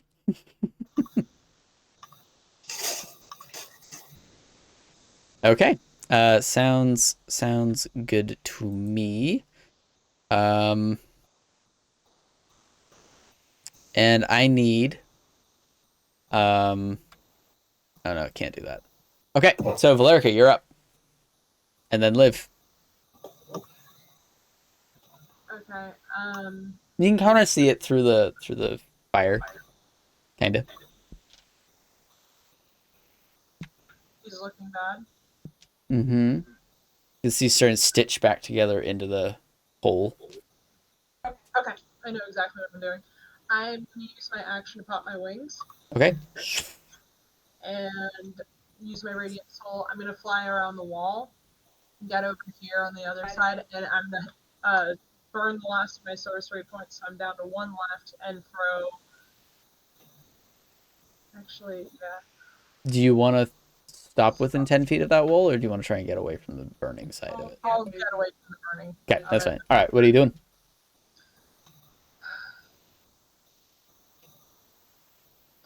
I'm going to cast... yeah, this is going to be it. I'm going to cast a 5th level fireball on him. Okay. That's good. Centered on? Centered on. Okay. Might hit you at this range. Do you want to try and angle it so it doesn't? Yeah. All right. Yeah. I mean, just so it hits him. Yeah, that's fine. Okay. Yeah. I want to be sure of your positioning. Okay, go ahead and. So here's what's happening. Because my wings are out, there is a plus 13 radiant damage. Yep. So he's not healing. So it would seem. And that is going to be...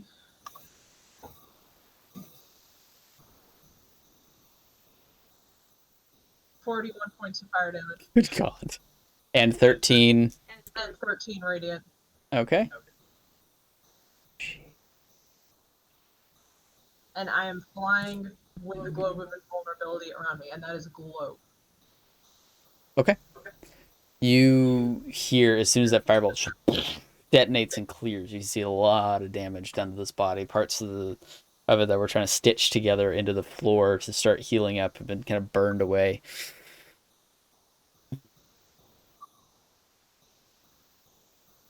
Beautiful. You would rule well. All right. Liv shouts over the fire, "She already does!" It's going to take a legendary action at the end of your turn. Bring it on. Okay.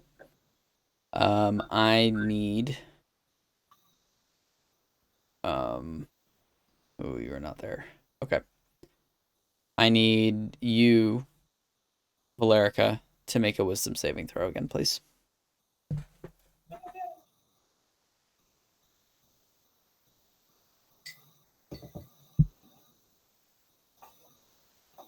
$19.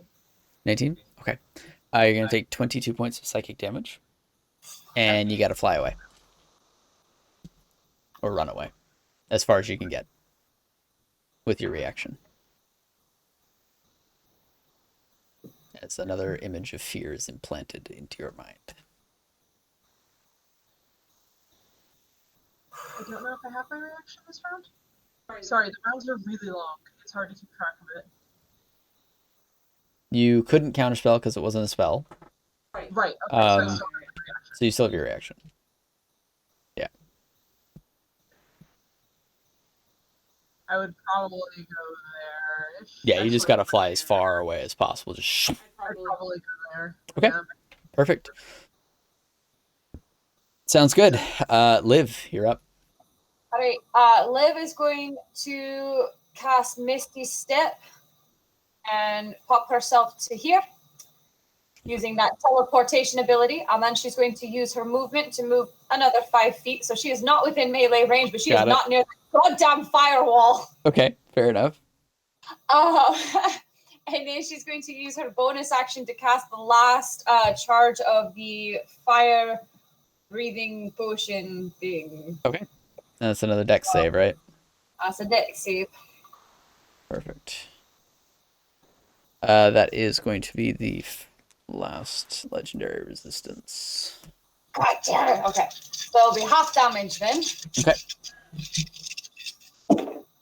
So that is going to be half of 12 is 6.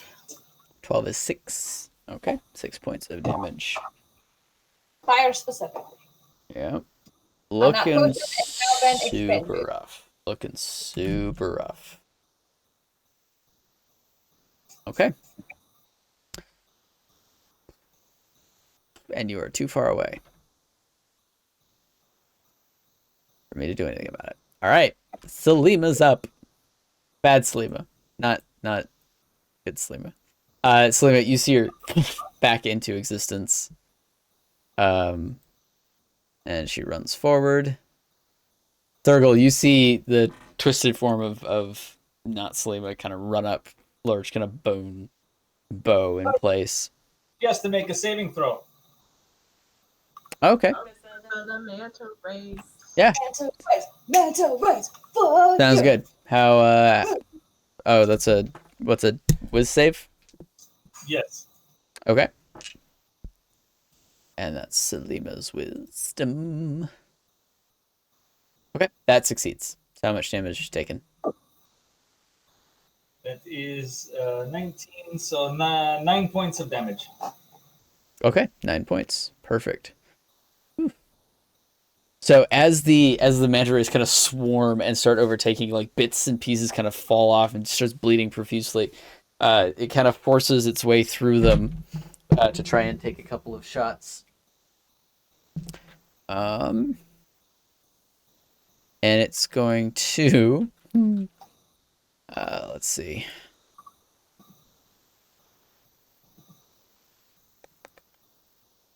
I need, let's see, Uther. I need you to, let's see, it's going to attack you. So that's I can math. I know I can math. 29 to hit. Yep. Yeah, just barely. And I need you to make a dex save for me. I'm sorry, not a dex, a strength save. Give advantage.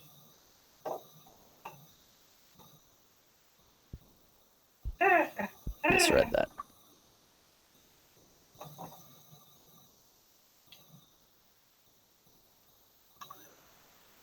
So I'm going to use that magical armor, one of its charges, to add a bonus to the roll. Intelligence modifier 0. I forgot about that. So You just keep tapping yeah. those charges. It's like, this isn't helping. Okay, so strength. Thank God my strength is high. Let's go. My dice. Here we go. Manage. 21. 21? Okay. You are going to take I need 8 of damage. Just my D8. You're going to take 12 points of piercing damage. And the ensnaring strike in perfect Selima fashion does nothing.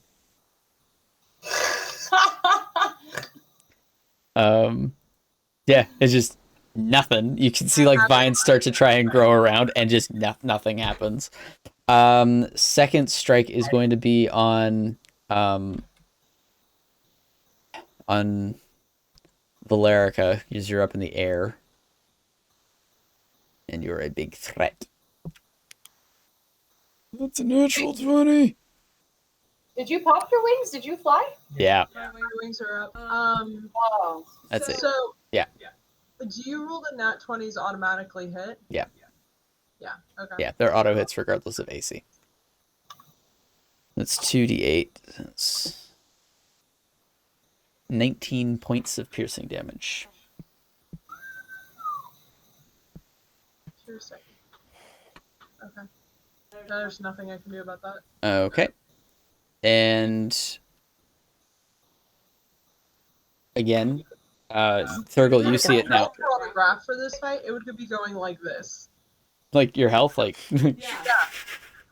Thurgle and Selima, you both see it, and I suppose Uther and Thea, you see the twisted form of Selima disappear again. Damn it.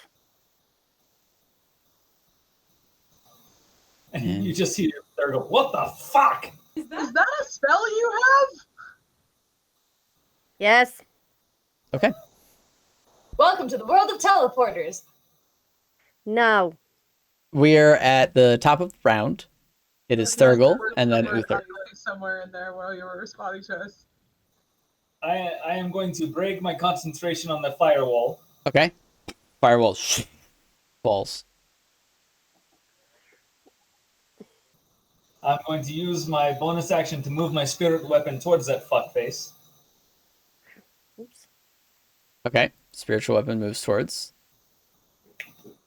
All right. Not quite there yet. Then, not quite. Thank you for removing the drawing. Check something.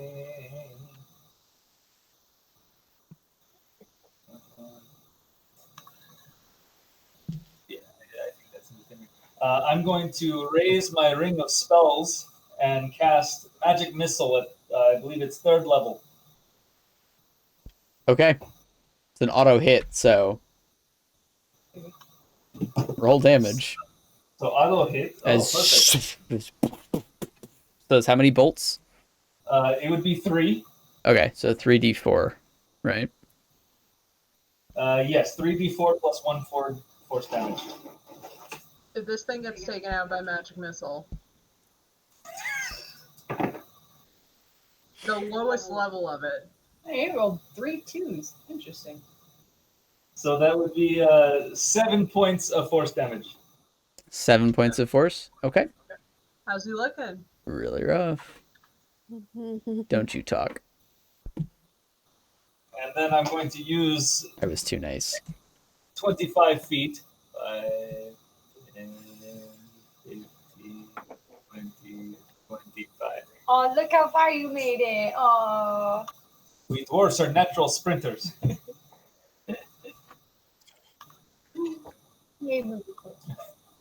Okay. And conclude my turn. All right. Uther, you're up. It's gonna be good. So Uther's gonna take his hammer, grasp it with 2 hands, hold it up in front of his face, and start whispering a prayer.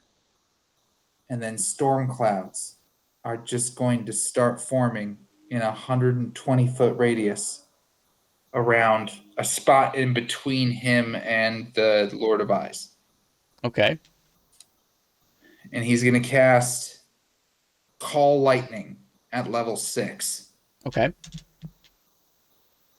And so a storm cloud appears in the shape of a cylinder that is 10 feet tall with a 60-foot radius, centered on a point you can see within range directly above you. Spell Okay. failed. Blah, blah, blah.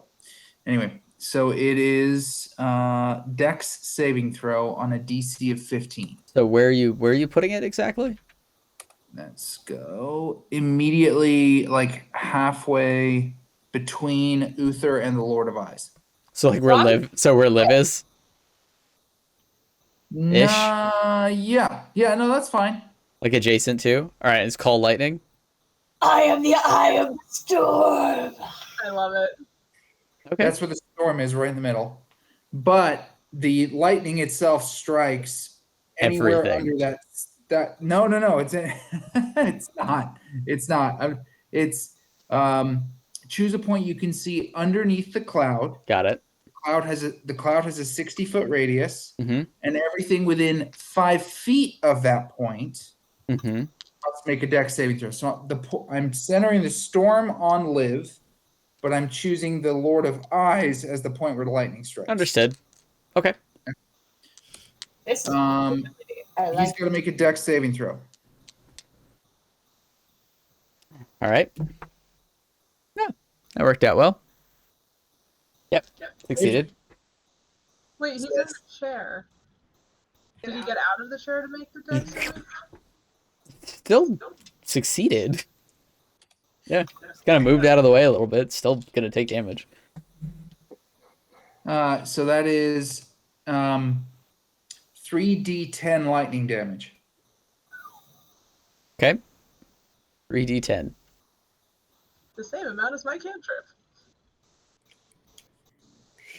6th level spell is the same as your cantrip. I love it. That's about right. What'd you get? That's 20. How much? That's 20. 20? And that's halved? Yeah. Because of the success? No, it's 60-10 if he'd failed the throw. Oh, I see. Okay. Yeah, it's 60-10 if he'd failed it, 3d10 because he made it. So that's 20 plus. No, it's only with a weapon attack. Yeah, no, that's it. Okay. So 20 lightning. Okay. Almost there. Well, play it out first. Tell us what's happening. Okay. Lightning storm, and he goes, "You speak of perfection. Let me show you the purity of the storm." Yes. I like it. love I like it. I'm gonna chug it, and then I'm gonna chug a greater healing potion. All right, sounds good. Just eat it. Lord of Eyes has stopped speaking or taunting to you right now. As this bolt of lightning, it tries to shift out of the way, gets a little bit out, but it courses up and around, kind of pops a few of the eyes that are on the body. Just kind of just splatter everywhere. Doesn't seem to be taunting you or willing to talk. Okay, that concludes your turn.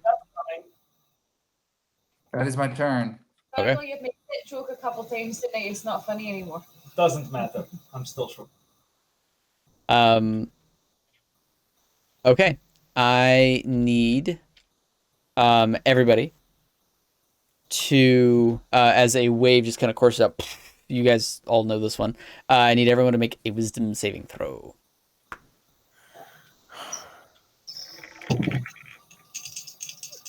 As this kind of happens, you hear it's faint and almost raspy, like it's strained. You hear the Lord of Eyes. Fewer layers to the voice now. You will serve one way or another. 18. Okay. 18. Charmed. 21. Charmed. I'm still charmed. You're still charmed, so it Do doesn't we matter. still have advantage on wisdom saving throws? Yes. Yeah, Yeah. Oh, but I got to roll that. Is this not a spell again? Yeah, it's a lair action. I forgot I had advantage. I just rolled a nat 20. Nice! Okay. So You're not recharmed. but I'm still charmed. Yep, you're still on the cooldown for the timer, so you don't have to deal with it. All right. Liv charmed. She got a 12. Okay, so Uther, you're the only one who's not charmed. Or Thea, what'd you get? I got 23. 23? Okay, so Thea and Uther, not charmed. Everyone else charmed. So, action if somebody is within melee range of you, gotta take it to attack the person who's within melee range. No one's in melee range, you get your turn as usual, but cannot attack the Lord of Eyes. Hey, Uther, move away from Thea. I seated on that. Are we all charmed? Except for Uther. Uther and Thea are the only ones not charmed currently. Oh, never mind then. You guys are fine. You guys can hang out together. Okay. Selima, you're up. Oh my god. How's everyone looking around me? Because I can see Thea and I can see Uther. I can't see Valerica, but I don't think I'd be able to reach her. I'm okay. I'm doing all right. I'm not perfect, but I'm okay. Okay. Thea? Thea? Yes, Are you good? I'm okay. Okay. The healer says she's okay. Jesus Christ. Okay. How's I mean, I'm not Valerica great, but looking? I'm okay. How's Valerica looking? and flying in the air. Would I actually be able to reach her then? How far up are you, Valerica? Like 10 feet off the ground. Be a difficult thing to do. It's a huge jump. 15, 20, 25, 30. Can attach a potion to an arrow and shoot it and hope it works. Just trying to get you to shoot me.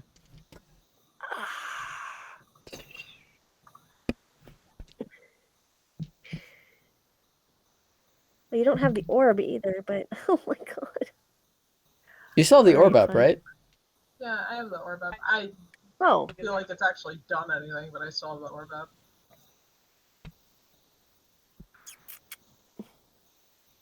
alright. Well, damn.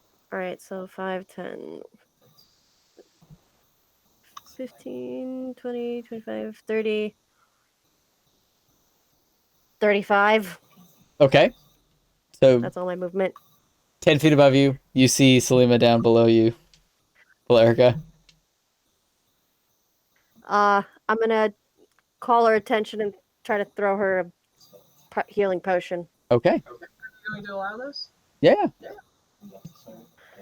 Okay. Yeah. Simple enough. Alright, You're not super I'm far, gonna- so it's just going to be tossing it up. Yeah. Yeah, I'm gonna throw her a greater potion of greater healing. Cool. Sounds good. Teamwork.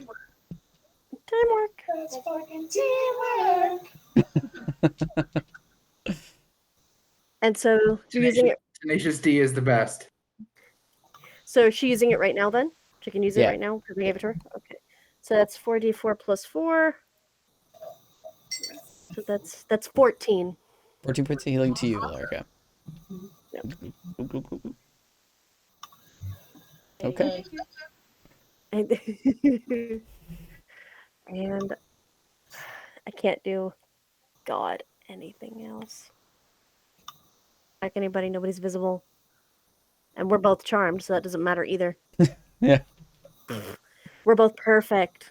Everything's great. Yeah, Valerica's never looked better. You've never looked better. You look back, Thurgle and Liv are in peak condition. Something's wrong with that Uther thing over there. Yeah, Uther and Thea Thea, thing. they're hanging out in their own little clique, and it's weird. Yeah. They Feeling gotta off. change. They gotta change. They need another arm somewhere. Oh, yeah. Maybe a couple toes up here for the eyebrows for expression. And you know. eyes just don't look right in the face. No. Maybe down here. Yeah. Oh, neck eyes. Oh, neck eyes would be the worst.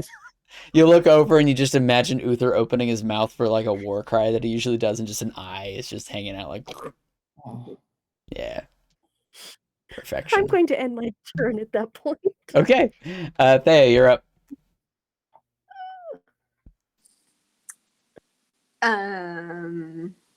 Let's see. I know Uther needs help, but I'd like to do one more thing to the Lord of Eyes. Okay. So I'm just going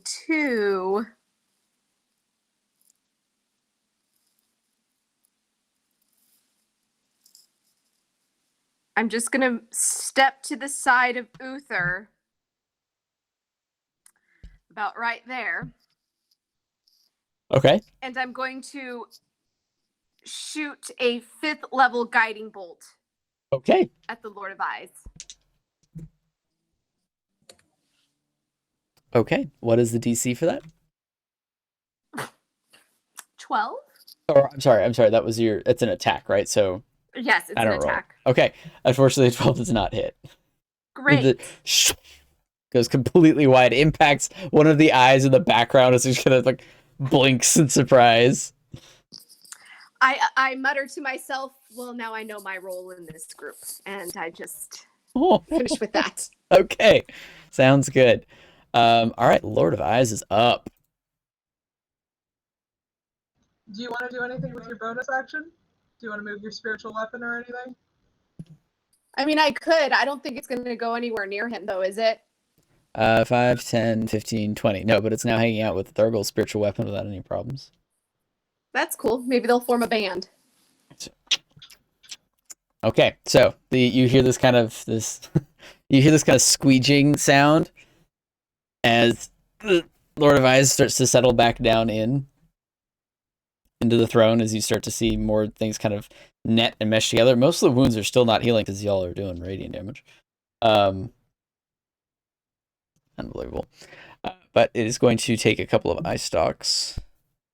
One at Liv and one at Uther. Traitor, I thought you loved me, Lord of Eyes. What the damn hell? Right? Okay, so I need Liv. I need you to please make an intelligence saving throw. And Uther to please make an intelligence saving throw. And she doesn't get to. That doesn't negate the charm effect because he's attacking her. No, it didn't earlier in the combat. Apparently not. I didn't roll either of my saves. I just realized. Go ahead and roll them. Okay, See if you sorry. can break free. I want to break free. Well, I got a 5 in intelligence, so that's Okay. working out. 18 in wisdom. Nope. Never mind. I'm going back.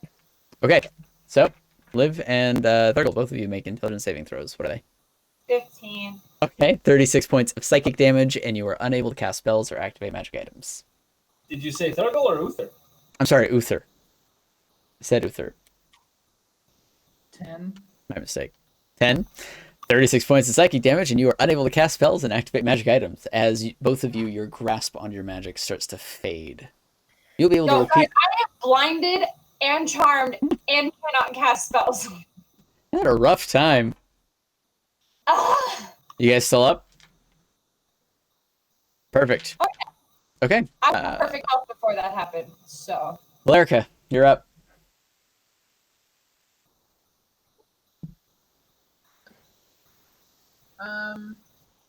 So I can't attack him. Correct. You are charmed. So do I have to attack Selima? Is it that type of charm?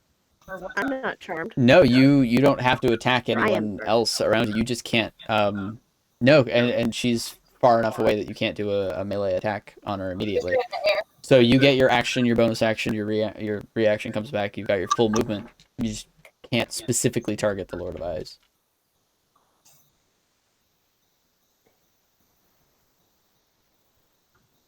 No. I'm going to healing hands myself. Okay, good use.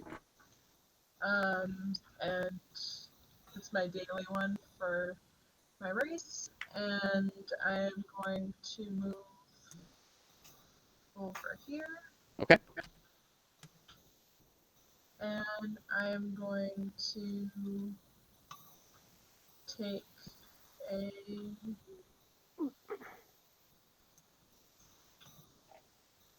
actually, for my bonus action, I'm going to yeah, I'm just gonna down a healing potion. Okay, healing potion. Go for it. Okay. You can go ahead and make your saving throw. What is it? I don't even Wisdom. know. Wisdom save.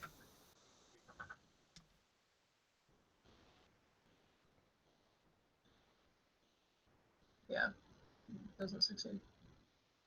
What'd you get? Highest was a 15. Okay.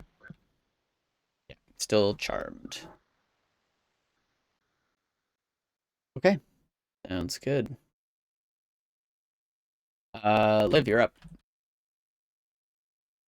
Alright, so. Charmed, blinded, no magic. Yeah. Which basically is going to consist of. I am going to attempt to get closer. No, that's not going to work. I'm just going to sit down and do jack shite. Okay, sounds good. There's nothing I can do right now. Okay. Take a dodge action Any healing, dodge action, anything like that?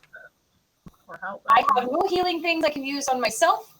I have no. Well, actually, hold up. I'm going to use the. How are you still? Are you, I'm assuming you don't have full health yet, Valerica, correct?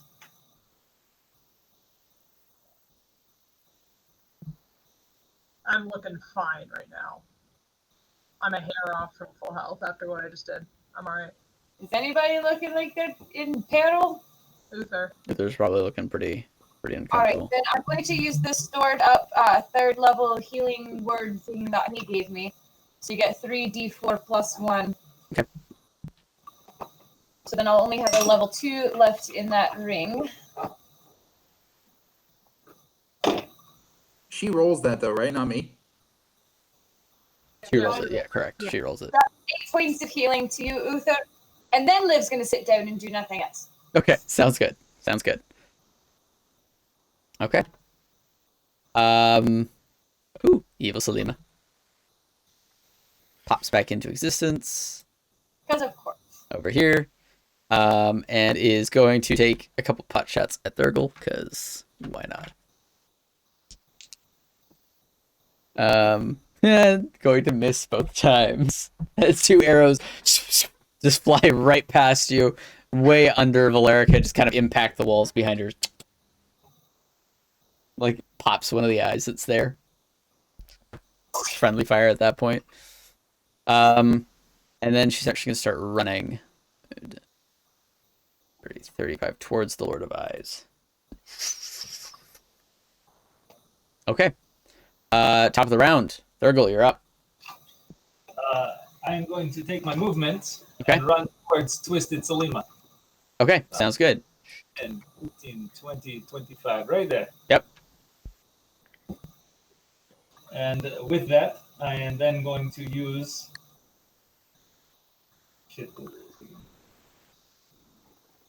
yes. I'm going to use Toll of the Dead on that bitch. Okay. Wisdom saving throw of 15. Fail. That's a 1 and a 2. Yes. And has taken substantial damage, so it's going to be a D12 damage or whatever it is. 12. Okay. Oh, glorious heaven above. Oh, 30 points of necrotic damage. I want her to become mist. Okay. So you hear this sonorous, like, boom, right, from Toll the Dead, and it creeps you out for a second, Thurgle, because she looks at you. Perfectly pristine face of Selima. And she goes, Thurgle, why? As she's just completely, like, implodes and then explodes outward. You kind of get covered a little bit. You are not real Selima. Oh, man. Okay. 30 points of damage. I want you to know that that was over 25 points of overkill. Oh, man. Shit. Did that end up Is putting that me... single target? What's that? Or is it in a range? I'm sorry, can you It's say a- that again?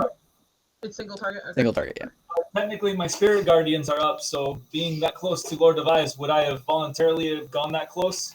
You would have avoided getting close enough, so I mean, it could have been like 1 over. Yeah, that's fine. Cool. All right, what you doing with your bonus action? I want to move my spiritual weapon, but I know that Charming won't allow me to move it where I want to. True. True. So I'm going to move it right next to me. Okay, sounds good. Your spiritual weapon is now hovering right next to your familiar spiritual hammer, just kind of floating there. All right. Uther, you're up. So my spells are gone. The Yep. storm cloud evaporated. Yep. I feel totally emasculated because I was having this great moment and it's gone. You're still big though. I'm just gonna shout real loud and run straight at the Lord of Eyes. Just the hammer overhead and like leap and smack him. All right, roll your attack.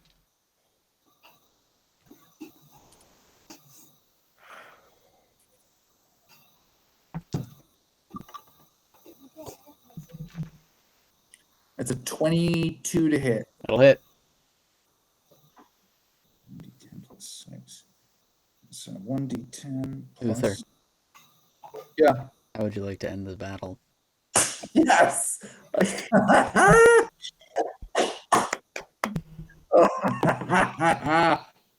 Oh, this is so good. All right, hold on. Wait, roll damage anyway. Yeah, I want to see how much overkill is done. Roll it anyway. But you could roll a 1 and it would still do it. I win 25 bucks. Holy crap. Okay, so we're going to add 1d8. Plus your 1d4 for your weapon. Plus the 1d4. It's not that much. 13. 13. Your hammer comes down, and the massive form does what? I say thee nay! All right. Huge lightning bolt shoots up, even though it's not that actually lightning damage. So full on just cloak of bellowing going, full commitment to the drama. Okay. So in that delightful flare as the hammer comes down, crushing the head, one of the eyes just pops out and kind of rolls off. The form is mangled and torn. You see the damage from your fire, from your lightning, from your radiant damage, everything that you've thrown at this creature as it just starts to kind of curl in on itself and just keeps until it forms this dense little ball that just kind of splats, leaving this gaping hole in the middle of the room. And you hear this kind of final echoing sound. It's our roots are deep. Even now, our brethren wake. And We hear his voice again. yeah, and it's carried off as the remains turn to ash immediately, and you guys feel a rumble in the room around you. What kind of rumble? Like, is the room shaking? Does it feel like it's coming apart? Is it like a minor Feels like you tremor? might want to get out pretty soon. Loot and go. Okay, can I check for loot? Go for it. Roll a quick investigation check. Selima, you want to help? Yes. Okay. You roll too. Yeah, I'm gonna help look around real fast. All right. Investigation. All of you, the charm fades as your mind clears and the disgust of this place gets to you. As you guys are looking, eventually your ability to reconnect with your magic comes back as well. I'm gonna do a detect magic for my ring then. Okay. Several magical items appear in various kind of lumps of flesh. You gotta kind of cut them open a little bit. It's almost like pockets. The eye that popped out glows with a faint magical hum. Okay. You find what look like 2 leather sacks, both of which are magical. You find an entire pile of like chitinous-looking armor, kind of buried in one of the kind of pockets of Are you skin. gonna send me all the notes for this? I'll send you the notes. Yeah. Okay. And you find a couple of other kind of knick-knacky things that are there. Kind of what things? Like you got some potions that are kind of hanging out that look like they would serve you potentially well. Okay. Yeah. We get everything. Okay, sounds good. Yeah. You kind of grab and you get the sense that you're kind of looting the remains of things that might have been consumed by this creature. Not at all bothered by it. We Yeah, that's can fine. have it. But as you, Bags of holding between the few of us. So Yeah. I will say you do identify one of the bags as a bag of holding, Grab it. and the other as a bag of devouring.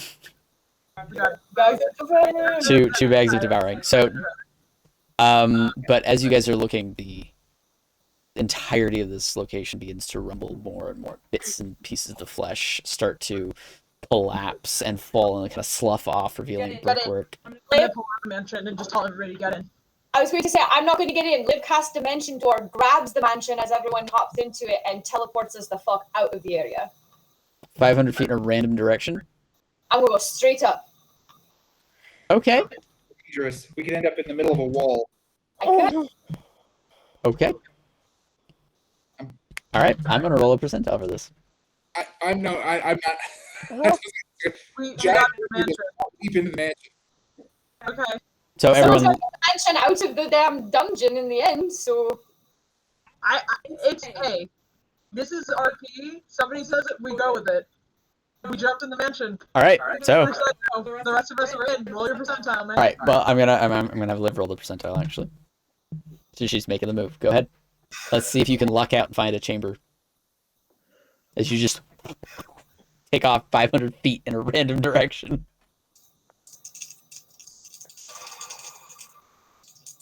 Can she have advantage with her keen mind because she looked at the map initially and she might have an idea? It's I just a lost my damn percentile. mind. We didn't get that far. We got farther in than those maps actually showed, so that's not going to be helpful, unfortunately. Yeah, and it's a percentile. So yeah, what did you get?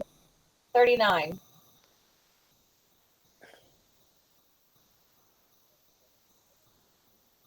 You were this close. You into a chamber of some kind. It's pitch black. So when you mean this close, you mean 40 or 38? 40. Holy shit. You need a 40 or below. But it is pitch black, and you can feel and hear the rumbling of this place still even now, as it seems like whatever magic might have been holding it together or sustaining it or have warped or changed it is now fading as it starts to collapse further and further. So you got dark vision, so it looks like you're in possibly like a tomb or part of like the necropolis. I have dark vision, and using my dark vision, I'm going to couple that with casting Phantom Steed, Okay. and I'm going to use my Phantom Steed to book it the fuck down out of here. Okay, cool. So using your limited vision, we're going to make a series of checks to make sure you can get out. Okay. For the first leg of your journey, let's go ahead and make a general dexterity check. Or no, let's make it it's a seed. You don't need animal handling. So yeah, let's just make it a general dexterity. Perfect. This is an area in which I'm pretty damn good. And I rolled a nat 1. Total of 4. That's my life. Okay, so dealing with these really tight quarters, it's hard to gain any amount of like substantial speed. You're trying to kind of round things and hoping that you're getting in the right direction. As you're going, go ahead and make a general intelligence check. For your keen mind, you can do with advantage. You have a good sense of direction. 19. 19? Okay. What you lack in speed, you're confident that you're making your way through to a point where you think that you're starting to make good progress. As more and more things kind of collapse around you, you hear the shattering of stone. You see parts of the floor kind of just give out as you try and move your way around them. Finally, go ahead and make a wisdom check. See if your combined sense of survival and ability to perceive the world around you is going to be enough to get you out. It's an advantage. No, it's not a save. It's a standard It's just a standard check. 21! Nice. Okay. You cut it close as you see ahead of you a small flicker of light. You have to round your way on your magical steed around collapsing pieces of brickwork, the holes in the floor growing wider. You dive over one massive cavern. You can see below, deeper into the space. You are running over the cavern that was once home to the cult of the Lord of Eyes, the cult of the Lidless. As you can see them scatter, several of the creatures under his employ kind of popping out of existence, several of the others collapsing in their place. Men, women, children of all races and backgrounds running around frantically as you just keep booking it towards that small piece of light. And you burst out into the daylight. You see the city before you. Buildings shaking. You see fissures in the ground opening, and you watch the royal palace collapse into the ground. I don't stop until I get past where I see any fissures in the ground and any rumbling and shaking, because that Phantom Steed lasts for an hour. Fair enough. So You keep running, and eventually it stops after a few moments. You turn around, you see the entire building of the palace has sunk into the ground. Towers have fallen. Guards have scattered trying to find answers. There's rubble and dust everywhere. I use my sending stone to call to Valerica, and I tell her, I got us out of the dungeon cave shit, we're safe, come out. I'm gonna pull everybody out. All right, so you guys see absolute devastation around you. The city that is the capital of Garavia is in an absolute shambles, complete and total disarray. As you can already hear people screaming and shouting. You can hear guards issuing orders. You can hear villagers and citizens. How far away from all of this are we right now? At this point, you're probably several hundred feet away from the main site of the collapse of the Imperial Palace. So, addressing the party. How badly do you want to get paid? At this point, would they actually pay us? We Just just sure our benefactor is buried under some rubble right now. Should we just leave? run. Okay. Watch me back for a second, and Valerica's gonna get on the ground and start drawing out a teleportation circle. How quickly can you do that? A minute. 1 minute? Okay. That's all I need. I need 2 of you to make perception checks. I'll do it. That'll be me. Okay. And I'm gonna be My passive is 17. My passive is 17 as well. I'm gonna be Keep it in using mind. my 6th level spell slot because I don't have any 5th I'm levels. +6. Sounds good. So otherwise. 16. And what's your destination? Jonathan. Shadowfen Estate. You got it. 24 on perception for Thurgle. 24 23. and 23. Okay, you guys watching, you see a couple of guards run past who look like they're about to come towards you, and then a collapsing building just kind of falls. Their attention kind of wavers, and then they run off trying to find something to do. Eventually, after this minute of Valerica, you've never seen her scramble this hard to get a spell out. Any of you can see that there are small things where it's not as perfect as even she would want it to be. But eventually, the circle flares with life, and you can see the portal that forms within it. You guys are clear to go. In now. You just push everyone in the circle. Okay. And I'm Valerica. still holding the mansion because that's what I was doing this whole time. All right, good to know. Put it down. As Valerica kind of pushes and shoves everybody in, you all one by one teleport through. Some of you have never seen this location before. You enter a large, fine masonry stone room. Several guards posted with banners that you recognize as the sigil of House Indrik, Valerica's noble house. As they lower their weapons, as you just pop into existence, and then when they see her, raise I them. don't think anyone's been here. Actually. No, fair point. Not Jonathan. Fair point. So the guards relax and incline their heads. I'm also covered in blood. You hear one of the guards address the other. Get the healer. Yeah. That's not the worst idea. Everyone, welcome to my family's holding. This is my home. Is this room at least 14 feet high? Yes. Yeah, it's probably closer to like 30 or 20 or 30. 3 hours and some odd minutes still left on the It's huge, and there are very large doors. Like this is a place that's used for transportation of even large things. So surprisingly a good amount of space for you to get out. So Uther's Uther's gonna have just to gonna crawl. no, he's just gonna collapse, kind of sit down, all of us are just like sitting right now. grab the horn, and just kind of very gently go bang. Big swig, because it's huge, right? At this point, like everything got bigger with me, so it's enormous. A big thing. And then I'm gonna take it like, oh, go. As you do, and you just start swigging, you notice a small drop of something as your mind flashes, and you again are reminded of the visions of your home. Countless ships on approach. So then I'll sort of stop halfway, hand the giant horn over to Liv. Big tanker now. And just kind of absentmindedly, let's see here. Anybody want some? That's a bit much for me. I think I got a 4th. I'm having enough trouble Fifth. staying up right now, so I'll pass. Oh, shit, I can't cast it. Damn it. I don't have any 5th level spell slots. I was going to cast Immune, but I can't do it. I will cast Divine Intervention. Okay.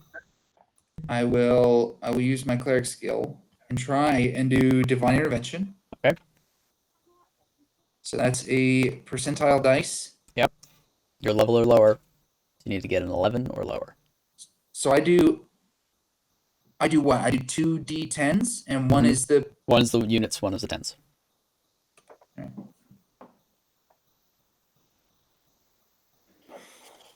Okay. Abby's rolling. So, we did it. We took down something that called itself a god.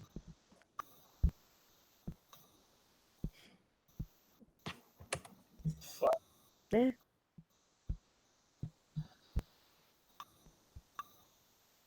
How you feeling? Like I could use a really good nap. Yeah. Like I could use a drink. Are you okay? No, I'm not. Uther kind of, his focus is broken from what he's doing at the moment, and he hears what Thurgold said and goes, right there! Wait, I can't handle another thing to have to deal with. No offense, Thurgle. Beckoned's taking all the Hephaestus to keep me from drinking right now. Are we good? Can I cast this? Yeah, go ahead. What you got? Make your roll.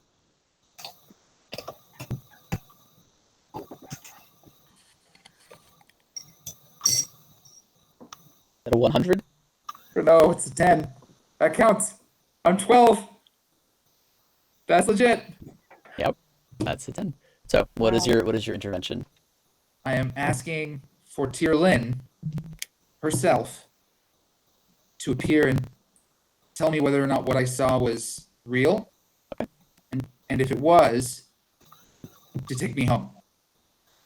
Okay.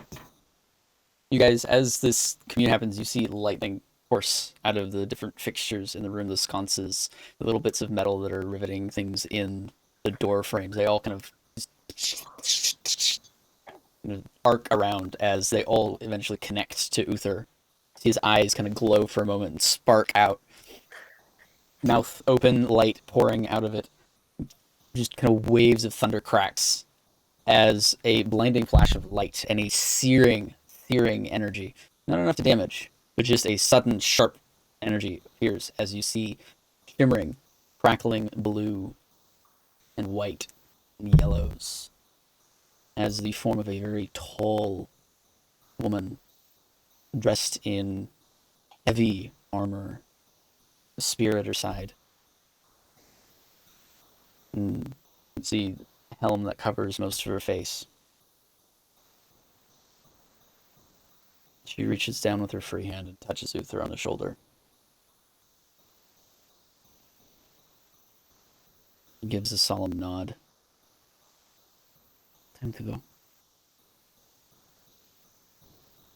So Uther's gonna kind of let the weight of that hit him. And look around the room and go, friends, I have to go home. This isn't goodbye. It's I'll see you later. But Thea, I'm probably going to need some healing where I'm going. And I'll just hold my hand out. I take Uther's hand and I say, Uther, I would never let you go alone. Where are you going? What is going on? When we were in the... You are in the presence of Tyrlin. When we were in that horrible Welcome place... to my home. See, she kind of turns her head and inclines it. That creature gave me a vision of my home besieged by an unknown enemy. And Tyrlin has told me that it's actually happening. I have to get back and take care of my people. I understand. Her spear disappears. She puts her other hand on the shoulder. nods. And thunder crack of lightning. All three of them vanish. Is there a mark on my floor? Pristine and clean. That's impressive. This has been a day. Oh yeah. As you settle in, the doors open, and you see an old friend, Valerica. You see from so long ago, it seems, the cleric that once journeyed with you, Orla Finch. As she comes in to the door and immediately starts casting a variety of healing spells that impact all of you, just one by one. Just healing word just spreads around. Doesn't say anything past her incantations. And eventually your mother rushes in as well. Good gods, what happened? You don't want to know. No, I think I do. You okay? It is quite the story. We must talk about it soon. Want a bag of devouring? We'll hold on to that. Where are your friends? You didn't. A storm god just came and teleported them away. I'm still just laying on the ground. I haven't even gotten up. Just lying there? Okay. Hey, Lady Indrik, can someone help us get to some beds? It's time for some sleep. Right, of course. You Yes, need rest. of course. She motions. Bring them food We prepared. brought down the capital of Gravia. The entire capital collapsed. Kind of see she sighs for a moment. Never mind that. We'll deal with it when the time comes. There's no assassins. We took care of the problem. It just brought down the entire city, and I didn't get paid on a contract for the first time in my life. Darling, don't worry. We'll sort it out. First, rest. Then tell me everything. I think Valeric is actually just gonna fall asleep there. Okay, that's fine. The low level of spells that I've blown through on her for this round, she's almost at full exhaustion. As Liv is starting to fall asleep, she casts her cantrip of Unseen Servant and is like, try to drag us to a bed. I don't know if you Okay. As your companions, one by one, fall asleep. Thurgle, Selima, what are you guys doing? Knowing to myself, I wasn't that bad off. I was just charmed pretty much the entire damn time. I will turn to, Lady Indrik and say, if you have a cup of tea, I can tell you what happened. I'm pretty good at telling stories. Of course. We'll let them rest. And we'll have spaces prepared for all of them.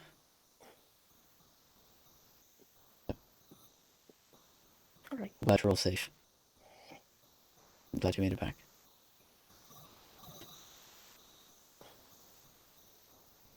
Well, wasn't it God? Thank goodness for that.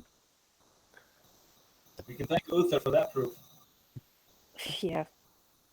Yes, I'd love to hear more about how a god decided to show up in my home and I couldn't play host.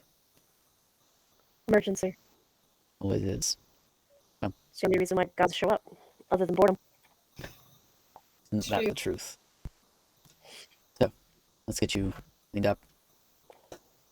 She kind of looks over at Valerica. We'll fetch some blankets. Unseen Servant starts to try and drag Liv. We'll have the servants take care of it. Come. You, me, What, Master Turgle. For DM, what's the possibility of essentially bringing them into the mansion? They're unconscious. They are unconscious, so probably none. Okay. Yeah. Unless you want to try and wake them up and be like, go in the mansion. I will attempt that. I'll Okay. go over, nudge Liv. Hey, go in the mansion if you're going to pass out. I'm good to be sleeping on the floor regardless. Go in the mansion and do it. I'm in Valerica's family hall. Go fuck off. Valerica, in the mansion, go. I do the grunt and roll over like. Just roll over and just like smack the mansion. Yeah. All right. Yeah. I mean, the mansion's in my hand, so. Perfect. So she smacks your hand and right in. I had one of the constructs carry me to my room. Okay. Fair enough. You just- Carry me! Okay. So yes, Selima, Lady Indrik, let's go get some tea and let's have a chat. Let's talk. Before you do, she conjures out of a pouch that she has a very familiar looking stone. Thank God. Thank the gods. All the gods. Every god I can think of. I think thanking me will suffice. She kind of tosses it over and it's all instantly clean. Feels fantastic. Right. Let's get you some tea then. Yes? Yes, please. Very well. Please. You notice this kind of mousy little kind of cleric. Not nearly as powerful as many of the ones that you've encountered, but still just try to like heal little wounds here and there as you guys are walking. But as you guys, some of you pass out and others go to deliver your report to Baroness Indrik, you're going to wrap up the night there. After that remarkable time. Thank you guys. That was great. Really appreciate it. That was a marathon of a fight. Yeah, it Jeez. was. Yeah, it was. Yeah. You guys did great. Went better and better than I expected. Well, that's good. Hey, you guys managed to pull it out. Every time you guys managed to pull off something fantastic and just I love this group because you skate by sometimes and it's so wonderful. We Always on definitely a have hair's some edge. extra tricks that our evil versions of us didn't have, which is kind of cool. That was super funny. Yeah. I was definitely not carrying a necklace of fireballs, so you know. No, that's true. Just you guys. Yo, Eric, that firewall was clutch, dude. Uh, Like, I need some. Yes. It Yeah. sounds like it did a few times. Yeah. All right. Well, we're going to wrap up the stream for those of you guys watching. Thank you very much. For those of you who may have figured it out by the departure of two of the characters, unfortunately, this is going to be Peter and Cynthia's last episode with us thus far. Hopefully, in the future, they can regain their presence at our table. It would be wonderful, but we love them very much and wish them well on their journey of life. And I'm sure you'll see them in our one-shots as well. But thank you guys for joining us. Really appreciate it. And to those of you guys watching, we appreciate you guys tremendously as well. Thank you so much. We will see you, along with Thurgle, Liv, Selima, and Valerica next week as we deal with the aftermath of defeating this entity. So, good night. Thank you, and we will see you next time. All right, we're good. Dude. I know it's late. I know that you guys probably have work. I have to do some aftercare for you guys to make sure that you're all right. I gotta be up in like 5 hours. This is gonna be a really, really fast goodbye for me. Okay. Are you okay? Let's deal with you first then. You doing all right? I am okay. Okay. I am okay. It was a very intense battle, but all the times I thought I was super fucked, I managed to pull some crazy clutch shit out of there. So I'm good. You guys did great. Lots of damage, lots of healing, lots of clever thinking and playing. Hey, Peter, I will miss you. Enjoy everything. I will not be able to see you for the Valentine's one shot because I'm helping my mom with a volunteer event, but next one, we'll catch you guys there. Sounds Love good. it. Good luck with everything. Thank you. Thank you. All right. Take care. Thurgle was really gonna have a fun time with Uther. Yeah, we're Aw. for sure. It's gonna be like Mice and Men with the giant George. Yeah, the whole thing. George and Lenny. Whatever his name is. I was gonna say I was picturing twins. Oh, nice. Arnold and DeVito together. Yes. Oh my god, that's great. I mean, really, all you got to do is an enlarge on, like, either an enlarge or a reduce on one of them, and they'll match up pretty well. Oh, that would have been so funny if we either enlarged Thurgle or reduced Uther, so they were the same size. And we put stuff together. That would be Great. bad. That would have been fantastic. Yeah. You doing all right, Eric? Yeah, no, Well, almost literally have to recommend a Constitution saving throw for that drink. Yeah. Like, Hard time, guys. Thurgle's fucked up at this point with all that shit they went through just there. That's fair. That's totally fair. Just so you know, I had about one moment in the whole entire game where I was ready to revivify because I was like, "Oh crap! There's no way I can heal everyone. This is it. Who am I reviving first?" Honestly, I probably wouldn't have Valerica. My health was insane. I was like 10, 60, 20, 60. Like watching a heart. Seriously, it was wild. That's one of those moments where you really wish you had those World of Warcraft mods where you could measure aggro. Yeah. And you- Why are you so mad at me? I was like, Beware. Deadly It actually Bosom. did make me laugh. Every time I heard the lyric say, guys, I'm dying. I'm dying. There's blood. I'm dying. I'm really dying. So I do need to go. Okay. But Peter, Cynthia, thank you guys so much for playing with us. Thank you for playing with me. I had a blast. I want you guys to know that I can't wait for you guys to come back. Because that close to joining you in that drink. That close, Luther. Yeah. That close. It's limited on drink. So I'm to look for. be safe. Enjoy yourselves. Enjoy the changing career. And Yeah. I won't be able to play the one shot as far as I know so far, but I will be able to watch it. And there'll So be I other will one shots too. So I'll be there to watch and throw things at you. Like throw some weird memes at you. But thank you again so much for playing with us, guys. Thank you to everybody for playing. Yeah, and thanks. I will see some of you next week. Sounds good. Right. Let's do it. Aw, right. Have a thank great you. night, guys. No worries. Night, Crystal. Bye. Aw. Yeah, it was a pleasure getting to know you, Cynthia, Peter. Have fun, be awesome, like you guys are. Look forward to seeing you out during those one shots, and look forward to seeing your return, and just having a great time, and just rock it out. See you guys later. All right. Well, you, thank you guys Eric. for being so sweet. You started it. Have a good night, everybody. Night, Eric. Paddens. Words. Aw. You guys killed it. You guys were great tonight. You guys did really well. I'm happy that this fight ended up really highlighting your talents. Me too. Like, it really felt like a good one to go out on. Yeah, with massive Okay. heavy dealing from Uther and clutch healing, dude. Alright. That is arguably why I love life clerics. Their ability to just massively output healing. No, you didn't. And then you just raised Yeah. everybody. It's wild. Yeah. I think I would have been upset if at least one person had died. So I was just happy that they had a lot of 5th level and 6th level spells. I mean, I was ready to poke people with items, but Oh, that's healer pride right there. That's a badge of honor. No one drops. Yeah. Yeah. You got some badges of honor with a cleric. You got a divine intervention to work. Yeah, no joke. What was that? Oh, because I kind of went like you gave. I caught early on when you had the vision in the ships. Okay, he's giving me a way to exit.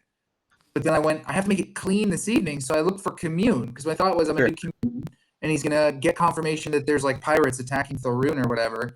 And so I'll just say I've got to leave, and that'll be the end of it. But I didn't have commune, so I'm like scrambling through my place going. Screw it. Divine intervention.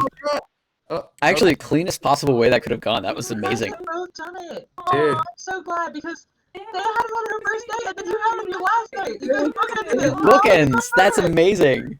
super crazy symmetry to that. Yeah, Oh man, that's great. That's really amazing. it worked out. It did. It It did. Really good out. Yeah. Dude, that was all. Dude, that